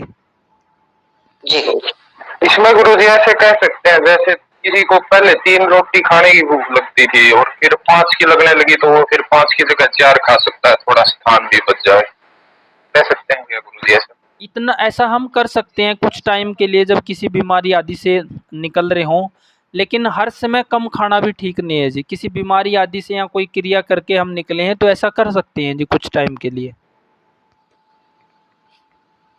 लेकिन रेगुलर हर समय भूख से कम खाना। हाँ जी। वो 25% स्पेस वाला कैसे संप्राप्ति बढ़ेगी जी? मतलब मान लो किसी पेशेंट को भूख है, वो रोज 5 रोटियां खाता है, तो वो तो ज्यादा मतलब तृप्ति के साथ खाता तो वो 5 खाता, लेकिन मैंने देखा है ऐसा आजमा के कुछ पर, उसको 1 रोटी कम करवा देते हैं ना तो कहता है सारा दिन अच्छा रहता है शरीर, मतलब वो भूख से बिल्कुल फुल नहीं खा रहा, मतलब बिल्कुल पेट भर के नहीं खाऊंगा तो अच्छा महसूस करे जी, 1 रोटी कम खाओ। ठीक है, अच्छा है ये भी सुझाव आपका अच्छा है कि ऐसा कर सकते हैं कि आधी रोटियां 1 रोटी कम खाएं। फिर हीन वाले में तो बिल्कुल ही वो आ जाएगा कि भूख 5 की है फिर भी 3 खा रहे हैं, ये वाला गड़बड़ घोटाला ज़्यादा गलत बनेगा जी। ऐसा ही बोल रहे हो विक्रम जी? हाँ जी बिल्कुल जी बिल्कुल। ठीक है, कुमार जी आप बताओ। गुरु जी अभी मैं दूसरे के बारे में नहीं, लेकिन मेरे बारे में बताता हूँ। मैं सुबह तकरीबन 8:30-9 बजे के बीच में तकरीबन खाना खा लेता हूँ। मुझे जितनी भूख है उतनी खा लेता हूँ, लेकिन मुझे दिन भर तो कुछ नहीं खाता, पानी वगैरह पीता रहता हूँ या कहीं नारियल को खा लेता हूँ। लेकिन शाम को 4:30-5 बजे मुझे इतनी तेज भूख लग जाती है, तो इसके लिए क्या उसी समय खाना खाना चाहिए या बीच में 2 बजे के आसपास कुछ खाना चाहिए? उसी समय खाना खाना बहुत उत्तम रहेगा जी, क्योंकि जैसे हम हवन 2 टाइम करते हैं सुबह और शाम, तो भोजन भी 2 टाइम करें तो बेटर है, ज़्यादा मेहनत नहीं कर रहे हैं तो। और उस समय खाएं तो बेटर है, क्योंकि उस समय खाएंगे आसानी से पच लेगा। और वो स्थिति भी आ गई है कि सूर्यास्त से पहले आप खा लो, तो वो नियम भी आपका लागू हो गया है। तो ये बेटर है जी आपके लिए, लेकिन इसको डिले नहीं करना है बिल्कुल भी। बात वालों में कई बार ऐसा होता है कि आधा घंटा डिले कर लिया तो भी भूख चली जाती है जी, या कम हो जाती है, फिर खाएंगे भारीपन फील होगा। तो सुबह 7 से 9:30 में बढ़िया भूख लगना और 5 से 6 में फिर भूख लगना, ये आदर्श स्थिति है जी। अगर ज़्यादा मेहनत नहीं कर रहे हैं, अगर मेहनत का काम ज़्यादा है तो बीच में आप ले सकते हैं जी। जी गुरुजी, डेली का मेरा मेहनत का काम बहुत ज्यादा है, पसीने का भी काम है, तो मतलब मेहनत का किस तरह का काम है जी? खेत में पूरा काम कर लेता हूँ, ये घास निकालना, जो भी जितना भी काम है वो खेत। इसमें भी फिर मेहनत अति नहीं करनी है जी। वर्षा ऋतु में अगर हम मेहनत अति करेंगे या सर्द ऋतु में मेहनत ज़्यादा करेंगे या दिन वाली तेज़ तरह धूप लग गई है तो जबर जल्दी आ जाता है जी। तो इसमें वात वाले के लिए ये है कि जी थोड़ा रेस्ट कर कर के ही करें, पूरा शक्ति से अधिक एक साथ परिश्रम नहीं करना है, तो रेस्ट कर कर के ही करें जी। बलवान है तो वो लगातार कर भी सकता है, लेकिन कोई भी चीज़ अधिक प्रमाण में ना करें जी, तो बैलेंस में ही करें जी। एक कुमार जी वो बताओ उस पेशेंट का क्या हुआ अभी? मैं अभी ये होने के बाद आपको कॉल करने वाला था, क्या सबके साथ ये शेयर कर सकता हूँ मैं अभी 2 मिनट के लिए? पहले एक बार ये बताओ हुआ क्या है अभी उसमें? आज के दिन में वो बिल्कुल टनाटन है, मतलब जैसे थे पहले, जैसे थी वैसे आज के रूप में है। चलो एक खतरनाक संप्राप्ति आप लोगों को डिस्कस करवाते हैं जी। अब ये ठीक हो चुका है केस, तो यहाँ डिस्कस करोगे तो बढ़िया रहेगा जी। इनके पास एक महिला थी जी, अगर आपके पास कोई फ़ोटो वगैरह हो तो आप गुरदर्शन जी को शेयर कर सकते हो ताकि वो स्क्रीन पे लगा ले। पहले दूसरे दिन क्या स्थिति थी, इन्होंने एक महिला का ट्रीटमेंट शुरू किया था जी। उनको बड़ी भयानक ज़बरदस्त एलर्जी थी और बहुत ज़बरदस्त आम बन रहा था, पूरा चेहरा सूज गया था, आंखें छुप गई थी सूजन के कारण और पाँव सूज गए थे। और पहले 2 दिन में तो ये भी घबरा गए थे, लेकिन मैं इनको एक ही बात बोलता रहा कि बस वेट करो, आपने 5 औषधियाँ दे दी है, वेट करो। तो पिछले अब 2 दिन से इनका मैसेज नहीं आया है, तो ये आइडिया लग गया था कि पेशेंट ठीक हो गया होगा, नहीं उससे पहले ये भी जल्दी-जल्दी कर रहे थे। तो अब शेयर कर सकते हो जी, ताकि यहाँ पे दूसरे व्यक्ति भी फिर उस तरह की संप्राप्ति समझ सकें जी।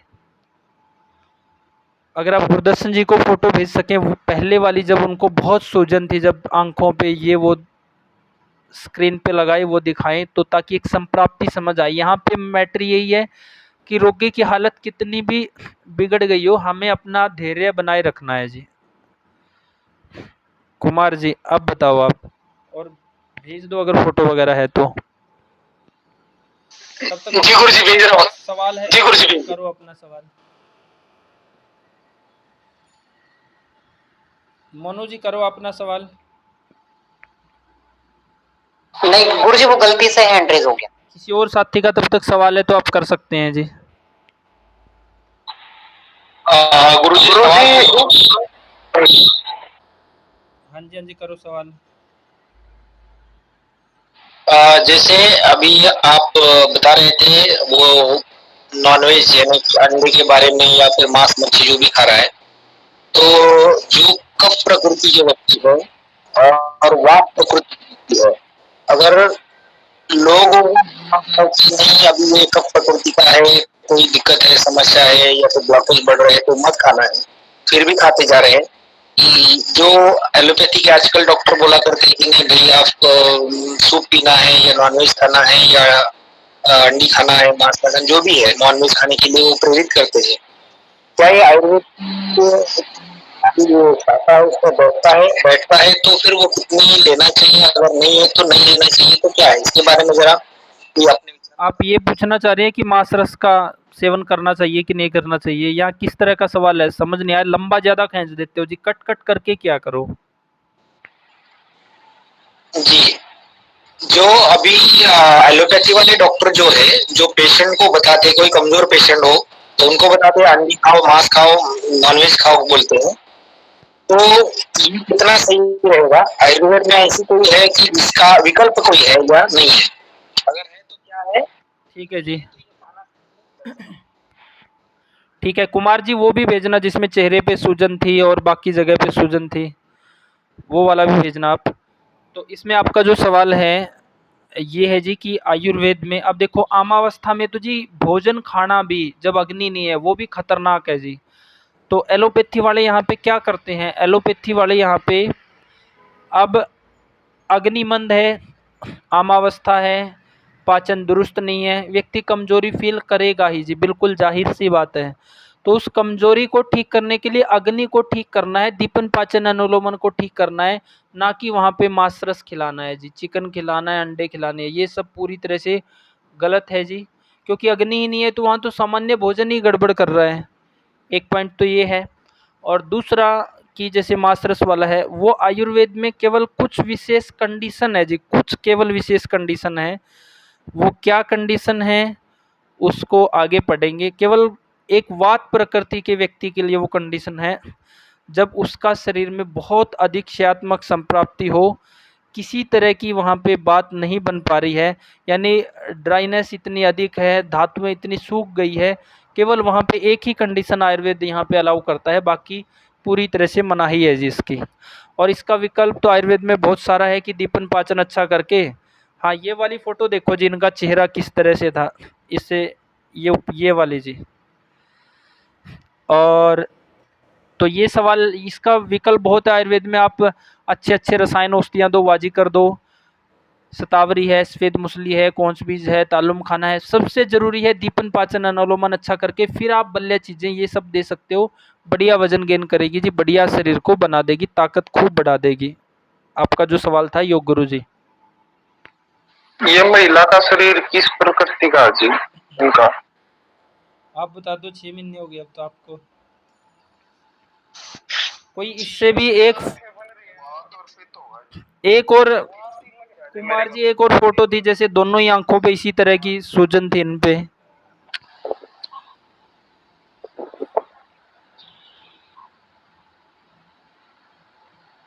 अब आज की भी कोई लेटेस्ट फोटो हो तो वो भी भेज दो। अब आप अपना अनुभव शेयर करो जिसमें आपने क्या क्या मेडिसिन दी, क्या क्या किया जी, ताकि सब संप्राप्ति समझ सकें जी, और किस किस चीज में इसको कितना रिलैक्स है जी। तो इसके पहले मैं थोड़ा सा शेयर करना चाहता हूँ, मैंने जो सोचा है, जो समझा है, वो अभी तक का जो ट्रीटमेंट, लाइन ऑफ ट्रीटमेंट। सबसे पहले इनके शरीर के ऊपर छाले छाले से हो गए थे, मतलब वो फुला फुला हुआ सा लाल हो गया था शरीर। तो ये पेशेंट मेरे पास आ गया, जो सबसे पहले फोटो है वो हो गया था। ये इस हाथ के ऊपर फोड़े टाइप हो गए थे, पानी सा हो गया था, पूरे पीठ के ऊपर ऐसी कोई जगह नहीं बची थी कि पूरा लाल लाल हो गया था और फूल गया था। उसके बाद मैंने गुरुजी से बात कर दी, तो गुरुजी ने सब कुछ बताया।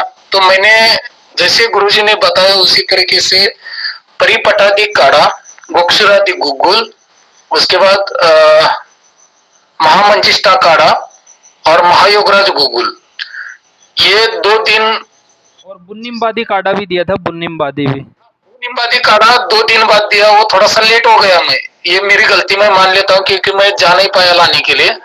तो उसी गलती की वजह से थोड़ा सा पेशेंट को तकलीफ हो गया। मतलब जो जिस जगह पर जिस टाइम पे चाहिए वो होना ही चाहिए। यदि वो करेंगे तो रिजल्ट बिल्कुल आएगा। जैसे मैंने भूनिम्बादी काढ़ा दे दिया तो उनको इतना असर मतलब होता गया कि सूजन विजन धीरे धीरे धीरे उतरती चली गई। इनका यह हालत हो गया था कि जैसे हार्ट अटैक की संप्राप्ति होती है, मतलब छाती में दर्द, छाती में बाएं साइड में लेफ्ट साइड में दर्द हो रहा था और पीठ में भी दर्द हो रहा था। इसका मतलब क्या है कि हार्ट अटैक की संभावना। उसी समय मुझे गुरुजी ने ये बताया कि इनको धैर्य दीजिए सिर्फ, और मैंने वही कर दिया। और उसमें भी मैंने थोड़ा सा मेरा दिमाग चला के उनको 2-3 बार लगातार टॉयलेट लेके गए, क्योंकि गुरुजी ने बताया कि गैस शरीर में बन गई है और खाली जगह पर वो ऊपर चढ़ती चढ़ती सीने तक पहुंच गई है।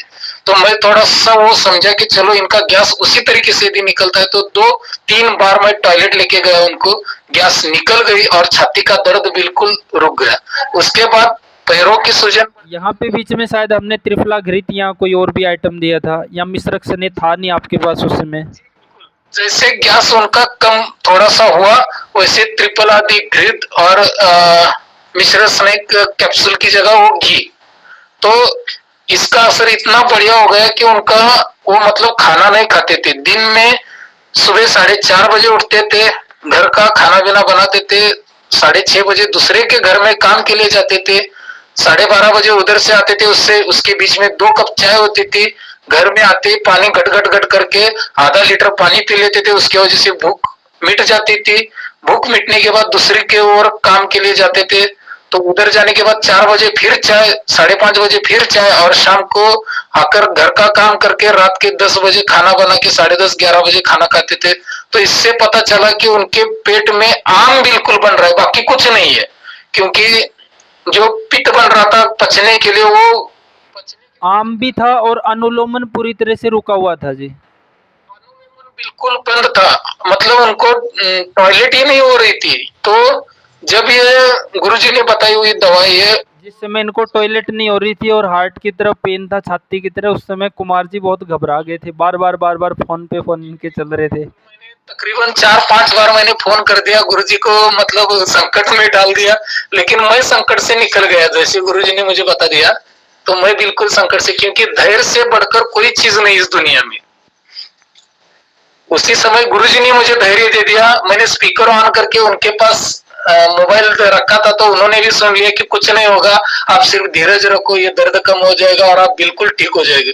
बस इसी 4 शब्द की वजह से उनके अंदर इतना धैर्य आ गया कि वो बिल्कुल हंसने लगे। मतलब 2 घंटे के अंदर जो मौत का दरवाजा था वो बिल्कुल बंद हो गया। जी धन्यवाद गुरुजी। आज की कोई फोटो नहीं है चेहरे की, अब क्या है इनका, अब सूजन वोजन क्या है? तो इसमें मेनली संप्राप्ति यही थी जी, जैसे इन्होंने बता दिया है कि पूरा गड़बड़ था, खाने पीने का पूरा पाचन दीपन कुछ था ही नहीं। और जब इनको दर्द था तो उस समय पेट साफ ही नहीं हो रहा था जी। फिर यहाँ पे इनको बोला गया त्रिफलादी घृत लाओ, मिश्रक सने लाओ, वो भी नहीं थे। कुछ दवाइयाँ आने में भी देरी हुई। तो हमें कोशिश करनी चाहिए जी हर तरह की मेडिसिन अपने पास रखें। तो इनके लिए 2 ही चीज़ थी कि एक अनुलोमन को बढ़ाना और दूसरा अंदर से आम का पचन करना जी। जैसे ही अनुलोमन बढ़ेगा, आम का पचन होगा, तो ये सारा शोथ निकल जाएगा जी। तो ये इनके आज की लेटेस्ट की फ़ोटो है जी, जो इस समय स्क्रीन पे है।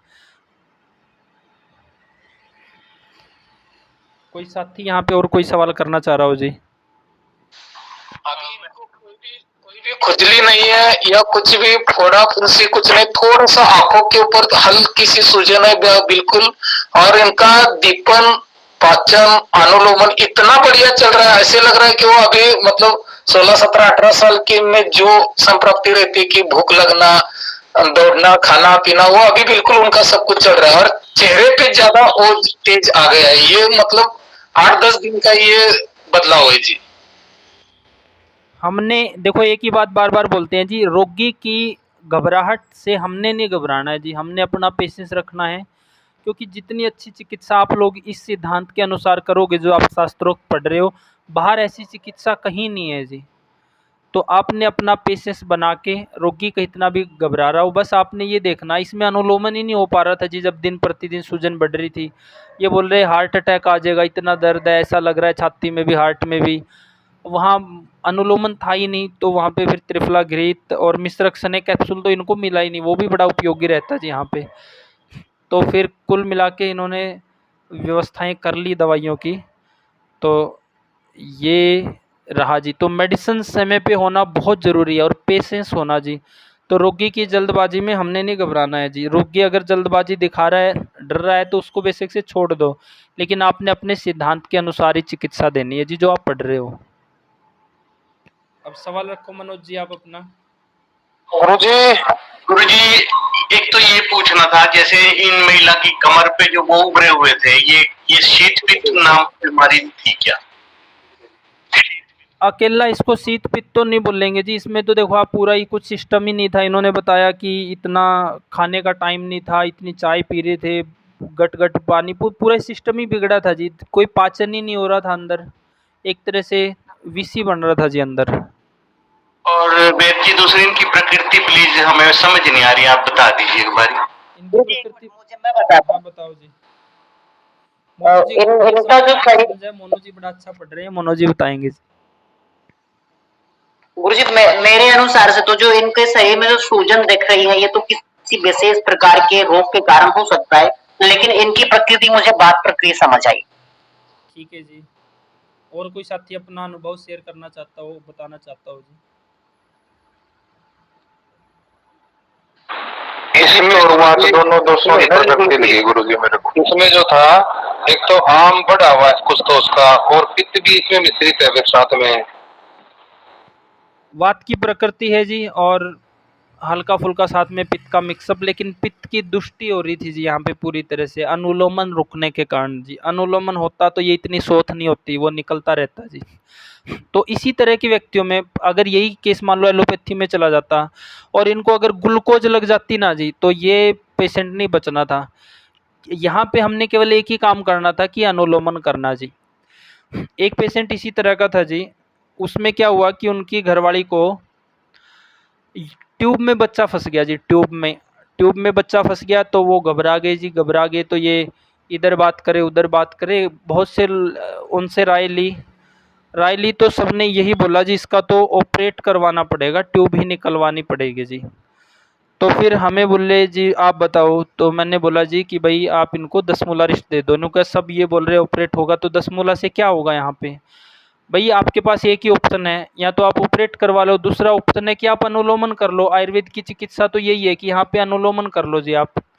अगर आप 10 मूला रिस्ट दो उस लेडीज़ को जी, आधा आधा कप 10 मूला रिस्ट पिलाया तीनों टाइम पे, तो उसकी जो ब्लीडिंग पहले ही हो रही थी वो बढ़ गई जी। हो गई तो ऐसे करते करते 5-7 दिन में वो पूरी तरह से क्लीन हो गया जी। 10 मूला रिस्ट इतनी कमाल की औषधि है जी, अपना इतना कमाल का रिस्ट है। मान लो कई तरह के एग्जाम्पल जो हमने देखे, एक महिला ऐसी थी जी जिसका 1.5 महीने का गर्भ गिर गया जी। वो बस में ट्रेवलिंग कर रही थी, लंबा सफ़र था जी। डॉक्टर के पास गई तो उसको बोल दिया इसका ही सफाई होगी जी। अब जहाँ पे गर्भ अपने आप चलायमान हो चुका है और ब्लीडिंग हो रही है, तो वहाँ पे 10 मूला रिस्ट दे दो जी, आधा आधा कप, तो वो पूरी तरह से क्लीन कर देगी जी, पूरे यूट्रस को साफ कर देगी। एक पॉइंट, अगर किसी महिला को भयानक दर्द है और ब्लीडिंग हो रही है, लेकिन गर्भ अंदर अपनी जगह पे मजबूती से चिपका हुआ है जी, तो वहाँ पे 10 मूला रिस्ट देंगे तो वो ब्लीडिंग बंद कर देगी और दर्द को ख़त्म कर देगी जी। तो ये इतना शानदार काम करती है कि अगर गर्भ अंदर चल पड़ा है तो ये उसको निकाल देगी, और अंदर गर्भ अपनी जगह पे सुरक्षित है, हल्की फुल्की ब्लीडिंग है, वेदना है, तो ये उसको ख़त्म कर देगी जी।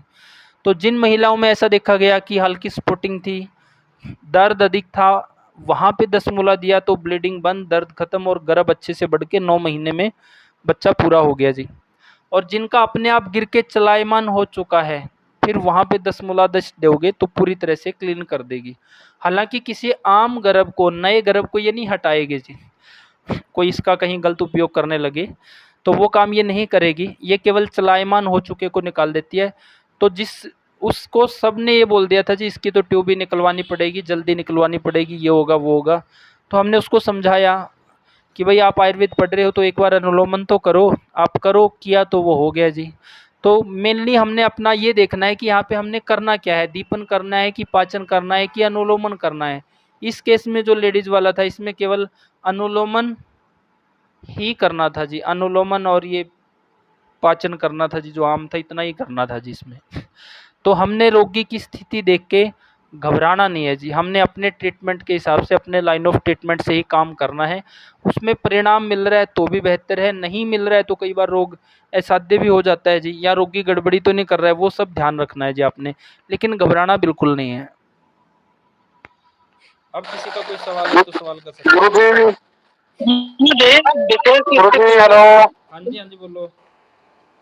गुरुजी आज तक जब से क्लास लगाई है और आज तक सबसे आप बार बार एक बात तो बहुत अच्छी तरह कहते हो कि घबराना नहीं है। चाहे अपने पास कैसा ही मरीज आ जाए अपने को घबराना नहीं है। अगर आदमी घबराएगा नहीं तो देखो गुरुजी काम ऑटोमेटिक बनेगा। बिल्कुल जी, अगर मरीज तो देखो घबराएगा ही जी, क्योंकि मरीज ने वो सिचुएशन पहली बार फेस करी है जी। मरीज तो घबराएगा, उसको लगता है कि मेरे को हार्ट अटैक आ सकता है, जान जा सकती है, लेकिन आपने नहीं घबराना। आप घबरा गए तो मरीज आपसे पहले घबरा के भाग जाएगा जी। डॉक्टर घबरा गया तो फिर तो वो बचना ही नहीं है जी मरीज को। तो ये बहुत अच्छी मैं बात एक बात शेयर करना चाहता हूँ, यही घबराने वाली बात। जब उनके छाती में और पीठ में दर्द हो रहा था, तो जो उनको मतलब भेंट देने के लिए आए थे देखने के लिए, तो वो बोलने लगी कि इनको हार्ट अटैक आया है और अभी के अभी इसी समय अस्पताल में इनको ऑक्सीजन वगैरह लगाने के लिए फॉरवर्ड करना है। तो मेरे ऊपर इतना दबाव डाला, तो मैंने बोला यदि यहाँ से लेके गए तो मेरे पास वापस नहीं आना। तो ये जैसे बता दिया तो इसी वो जो पेशेंट था उन्होंने खुद ही बता दिया कि नहीं, मुझे नहीं जाना है, क्योंकि जब से मैं यहाँ पे आई हूँ तब से मुझे ठीक लग रहा है, और यदि मेरी जान भी निकल जाए तो इधर ही निकलने दो, मैं तैयार हूँ। इसलिए मतलब जो धैर्य देते हैं उसी के ऊपर पूरा जीवन टिका हुआ है, और उसी से ही बीमारी जल्दी ठीक हो जाती है। यहाँ पे एलोपैथी की अगर ग्लूकोज शुरू हो जाती तो ये पेशेंट बचना नहीं था जी, क्योंकि यहाँ अपन तो क्या करना है जी, पाचन और अनुलोमन कर रहे थे, अपन तो लाइन ऑफ ट्रीटमेंट के अनुसार काम कर रहे थे। यहाँ ग्लूकोज अनुलोमन था ही नहीं, तो सबसे जल्दी किडनी फेलियर आता जी। किडनी फेलियर, हार्ट और मस्तिष्क, ये एक ही कनेक्शन बनता है इनका, बहुत जल्दी ये खतरनाक पोजीशन में जाते हैं जी।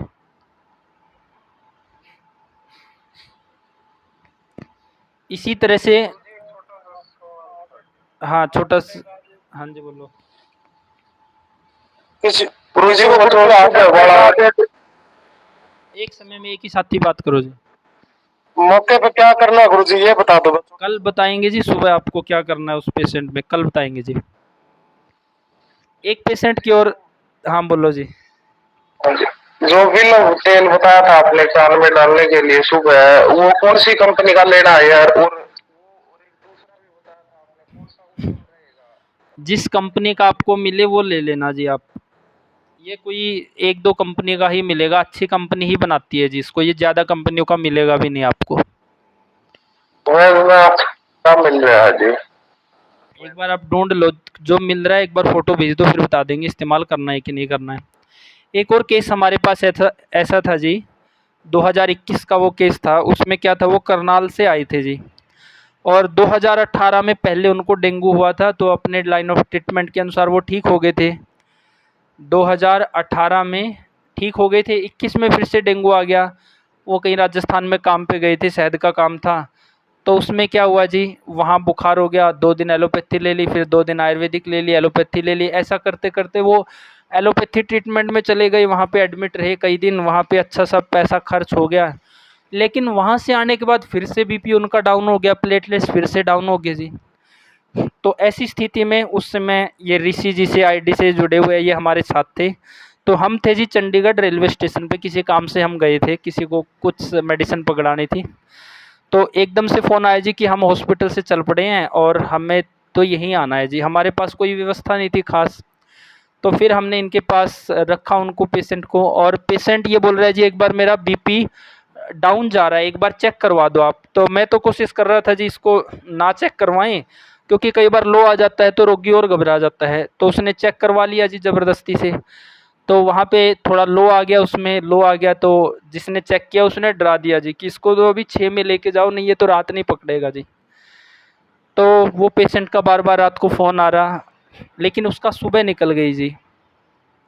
सुबह निकल गई तो उस समय ये ऋषि जी ये पंचकर्म टेक्नीशियन का काम करते थे, तो इन्होंने मालिश उनको इस तरह से की, केवल कुछ पॉइंट पे नींद बड़ी अच्छी आई, रिलैक्स हुए। तो वो रोगी 2 दिन में जी, 2 दिन में, केवल 2 दिन वो हमारे पास रहा, और जिसकी प्लेटलेट्स कोई लाख के आसपास थी या 90-90 हज़ार कुछ ऐसी थी, वो पूरी 4.5 लाख हो गई जी, 4,60,000 प्लेटलेट्स होगी, और 2 दिन में ओके हो गया जी वो पेशेंट। नहीं तो उस दिन रात को ही डर रहा था। तो कई बार जो ये जांच है इतनी ज़्यादा भी नहीं करवानी चाहिए, इसमें रोगी घबरा जाता है जी। वो देखो क्या है, हॉस्पिटल में जा चुका था फिर भी उसको डर लग रहा था, और वो टेस्ट ने फिर से डरा दिया। ऋषि जी आपको याद है वो केस?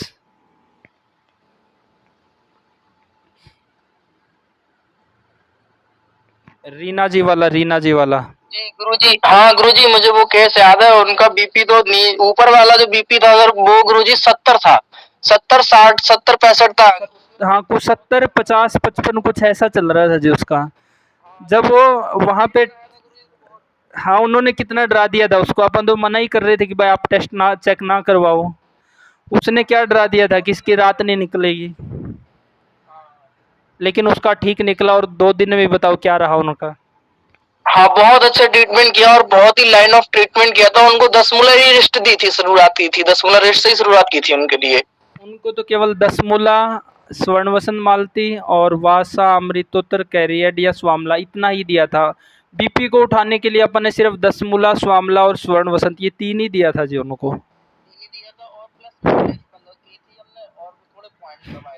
हाँ बस। हृदय तल मरम होता है, हमारे हाथों में भी होता है, दोनों में और पैरों में भी होता है, सारे लोग जानते हैं। उस पॉइंट को दबाने से बीपी लो हो हाई हो वो कंट्रोल होता है, थोड़ा बहुत, काफी हद तक कंट्रोल होता है। हाई लो दोनों कंट्रोल होते हैं, मैंने ये रिजल्ट देखा है पॉइंट दबाने से। तो पेशेंट तो ऐसा है जी कि हमारे पास भी घबराते हैं और आपके पास भी घबराएंगे, लेकिन आपने नहीं घबराना है जी। तो उसकी बेचारे की रात इसी तरह डर डर में निकली। हालांकि हमने बोल दिया था कि आप आराम से सो जाओ, अभी आपको दे दी है मेडिसिन तो अब नहीं होगा कुछ, क्योंकि अग्नि का बल उस समय थोड़ा ठीक लग रहा था। जब तक अग्नि ठीक रहेगी तो बीपी एकदम से नहीं गिरेगा जी, ये एलोपैथी नहीं है, ये आयुर्वेद की मजबूत साइंस है। तो 2 दिन में वो पूरी तरह से सेटिस्फाई होके गए। बताओ जी 2 दिन का अनुभव। 2 दिन का वो उनका बहुत अच्छा रहा। 2 दिन में ही वो मतलब फिर बोले ठीक हो। फिर तो वो उनसे कहा भी था 1 दिन और रुक जाओ, बोले अब तो हम ठीक है, कोई बात नहीं है। और वो ऐसे चल के आए थे, उनके भाई थे जो उनके जो पति थे ना, पत्नी जो थे उनके भाई और वो उनके साले, वो उनको पकड़ के लेके आए थे रूम पे। चल भी नहीं मिल रहा था उनके लिए, वो चल भी नहीं पा रहे थे जी, उनको मतलब सहारा दे के उठा के इस तरह से लेके आए थे। बीपी लो था तो चलना ही तो नामुमकिन जैसा सिस्टम है ही, सारे लोग जानते ही, इतने बीपी तो चलना मुश्किल ही है। गुरुजी इससे रिलेटेड एक क्वेश्चन है, अगर हम स्वामला देते हैं, जैसे आपने बोला बीपी उठाने के लिए स्वामला दिया, तो नॉर्मल बंदा स्वामला लेता है तो उसका बढ़ने का चांस है क्या? देखो वो तो जी हमने बंदा सामने था, वात प्रकृति का शरीर था और दुबला पतला, मतलब पतला ही शरीर था, कोई ज़्यादा बल नहीं था। वात का वहाँ पे शयात्मक संप्राप्ति बन रही थी, तो उसमें 10 मूला क्या करेगा जी, वात को अच्छा करेगा। अच्छा करेगा मतलब शयात्मक संप्राप्ति में बढ़ाएगा, वात को बैलेंस पे लेके आएगा। जैसे घी क्या करता है जी, पित्त को शांत भी करता है, और शयात्मक संप्राप्ति हो तो अग्नि का गुण है, अग्नि को बढ़ाता है, पित्त को बढ़ाता भी है, यानी सम प्रमाण में करता है। वो है घटे हुए पित्त को और बढ़े हुए पित्त को दोनों को बैलेंस में लाता है। वही काम 10 मूला भी करता है। 10 मूला इस पर्पज से दी थी, और उनको दी थी स्वर्ण वसंत मालती ताकत के लिए दी थी। पूरा कॉम्बिनेशन ही दिया था ना जी, एक मेडिसिन पे नहीं काम किया, एक मेडिसिन पे कभी भी ना रुको जी। तो 10 मूला उनको दी थी ताकि वात का अच्छा सर्कुलेशन बने, वात बढ़े थोड़ा, और स्वर्ण वसंत मालती ताकत के लिए दी थी, और स्वामला भी ताकत के लिए दिया था जी उनको। गौतम जी ठीक है गुरुजी, मतलब मैं वही सोच रहा था कि कोई वैसे स्वामला लेते हैं, कम मात्रा में ही लेते हैं, कोई कफ प्रकृति का है क्योंकि ये मधुर रस है, कभी कभी थोड़ा लेते हैं, उससे कोई फर्क तो नहीं पड़ना चाहिए? कोई फर्क नहीं पड़ेगा जी। और फिर उस पेशेंट ने क्या किया जी, उस पेशेंट ने 2021 में कम से कम 50 पेशेंट फिर उन्होंने भेजे, और एक पेशेंट उनके ऐसे आए, उनके ही जानकार थे कि उनकी प्लेटलेट्स पहले दिन कोई 40,000 के आसपास थी। तो हमने बोला भाई आप 3 दिन वेट करो। तो वो छुप छुपा के 1 दिन निकालने के बाद टेस्ट कराया है। हालांकि हम तीसरे दिन करवाते हैं क्या, ताकि तब तक अच्छे से बढ़ जाती है जी, ताकि पेशेंट के अंदर कॉन्फिडेंस आ जाए।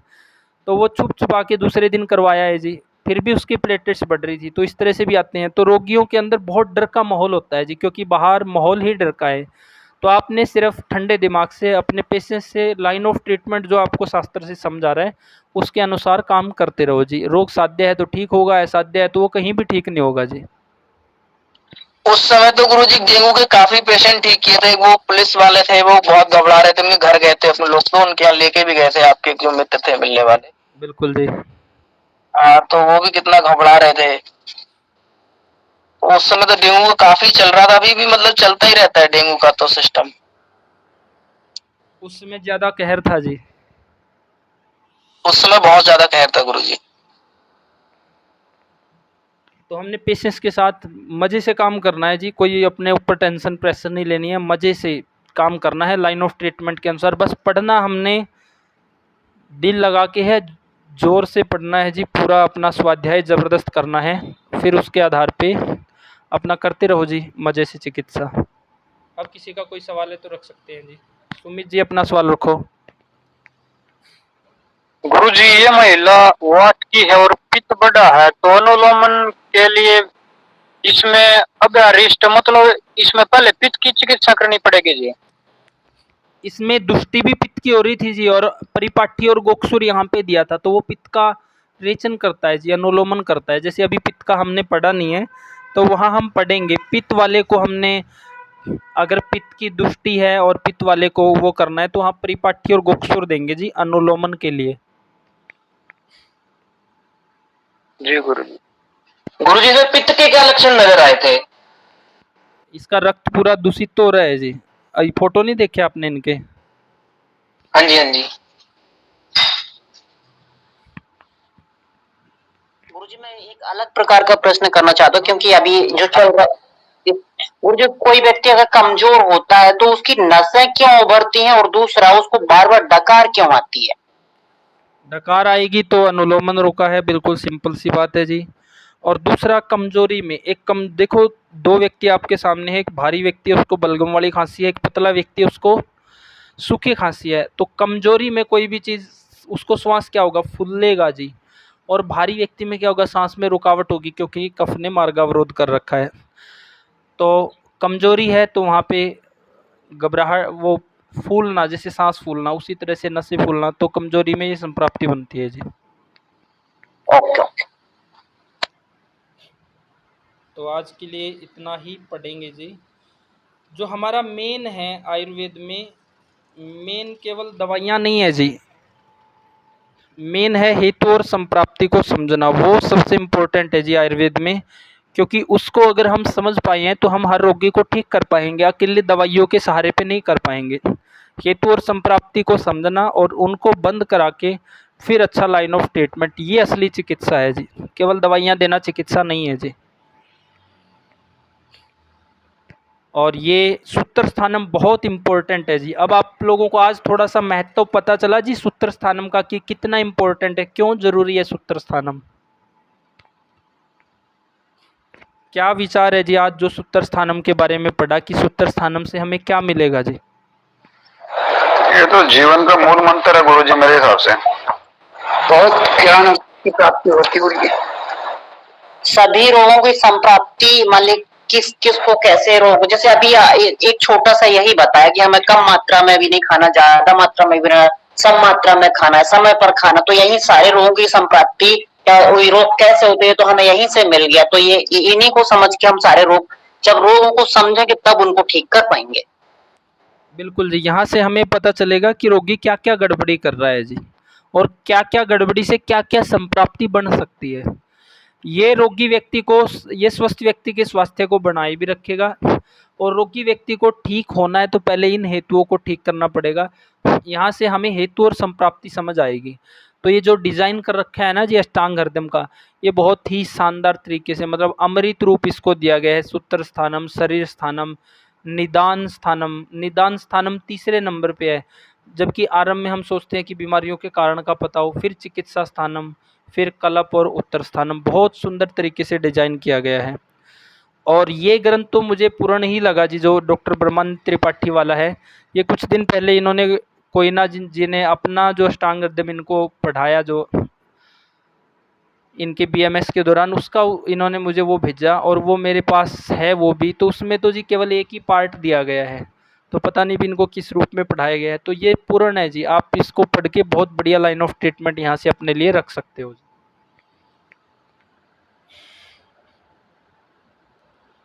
तो आज के लिए इतना ही पढ़ेंगे, बाकी कल परसों पढ़ेंगे जी। अब गुरदर्शन जी आज का समापन करें।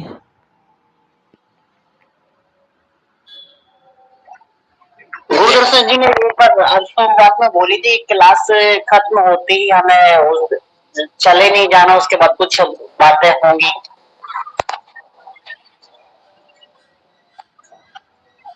जैसे कि क्लास खत्म टाइम हो चुका है। वैसे बीएमएस में तो ऐसा है ना गुरुजी की, इसमें 13 या 14 पढ़ाया जाता है अष्टांग हृदय का फर्स्ट ईयर में। अक्षरक संहिता जो सेकेंड ईयर में, वो भी लगभग 15 चैप्टर के करीब। तो पूरा तो पढ़ाया नहीं जाता, वो स्टूडेंट के ऊपर निर्भर है कि पूरा पढ़ना है। तो कुछ से एग्जाम के दृष्टिकोण से भी स्टूडेंट पढ़ते हैं ना, भी स्टूडेंट भी एग्जाम के दृष्टिकोण। कल ऑफ रहेगा वैद जी? हाँ जी, कल फ्राइडे को।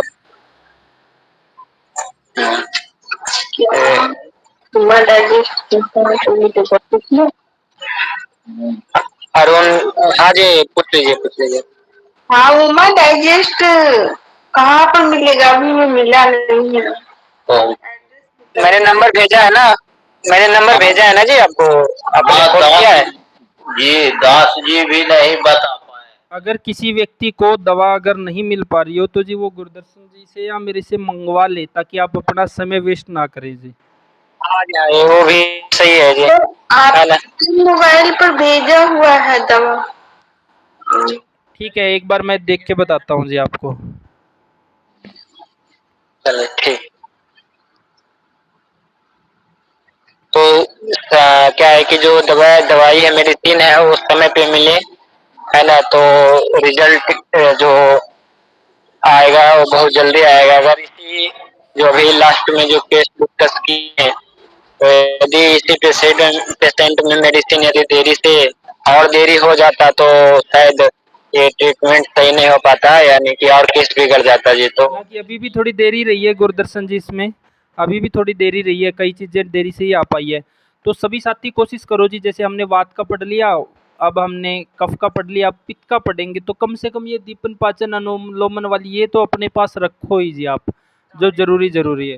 हाँ, जो भी, हाँ, ऐसा नहीं कि आप प्रैक्टिस कर रहे हैं तो ही आप नॉर्मल भी आप हैं, आम आदमी भी, तो इसको रखनी चाहिए ये सारे मेडिसिन को, ताकि कब जैसे माँ सुदर्शन काढ़ा ये सब तो सभी को नॉर्मल, क्योंकि साल के महीने में सभी न कोई परिवार में अन्य बीमार पड़ ही जाते हैं, तो रख लेनी चाहिए।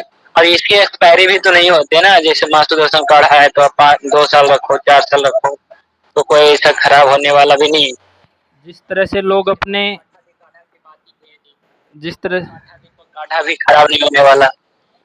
हाँ, जिस तरह से लोग अपने गल्लों में ये पैरासीटामोल ये वो सब भर के रखते थे, उनका जमाना अब गया जी, उनको निकाल लो और उनका जगह पे आप आयुर्वेदिक औषधियों को अपना स्थान दो। इमरजेंसी केस के लिए, ये नहीं कि वो खानी है, इमरजेंसी केस के लिए स्वस्थ रहने के लिए कोशिश करो, दिनचर्या, आहार विहार, ऋतुचर्या, इन सब का पालन करें। इमरजेंसी आए तो हम उसका उपयोग कर सके, इसलिए जी।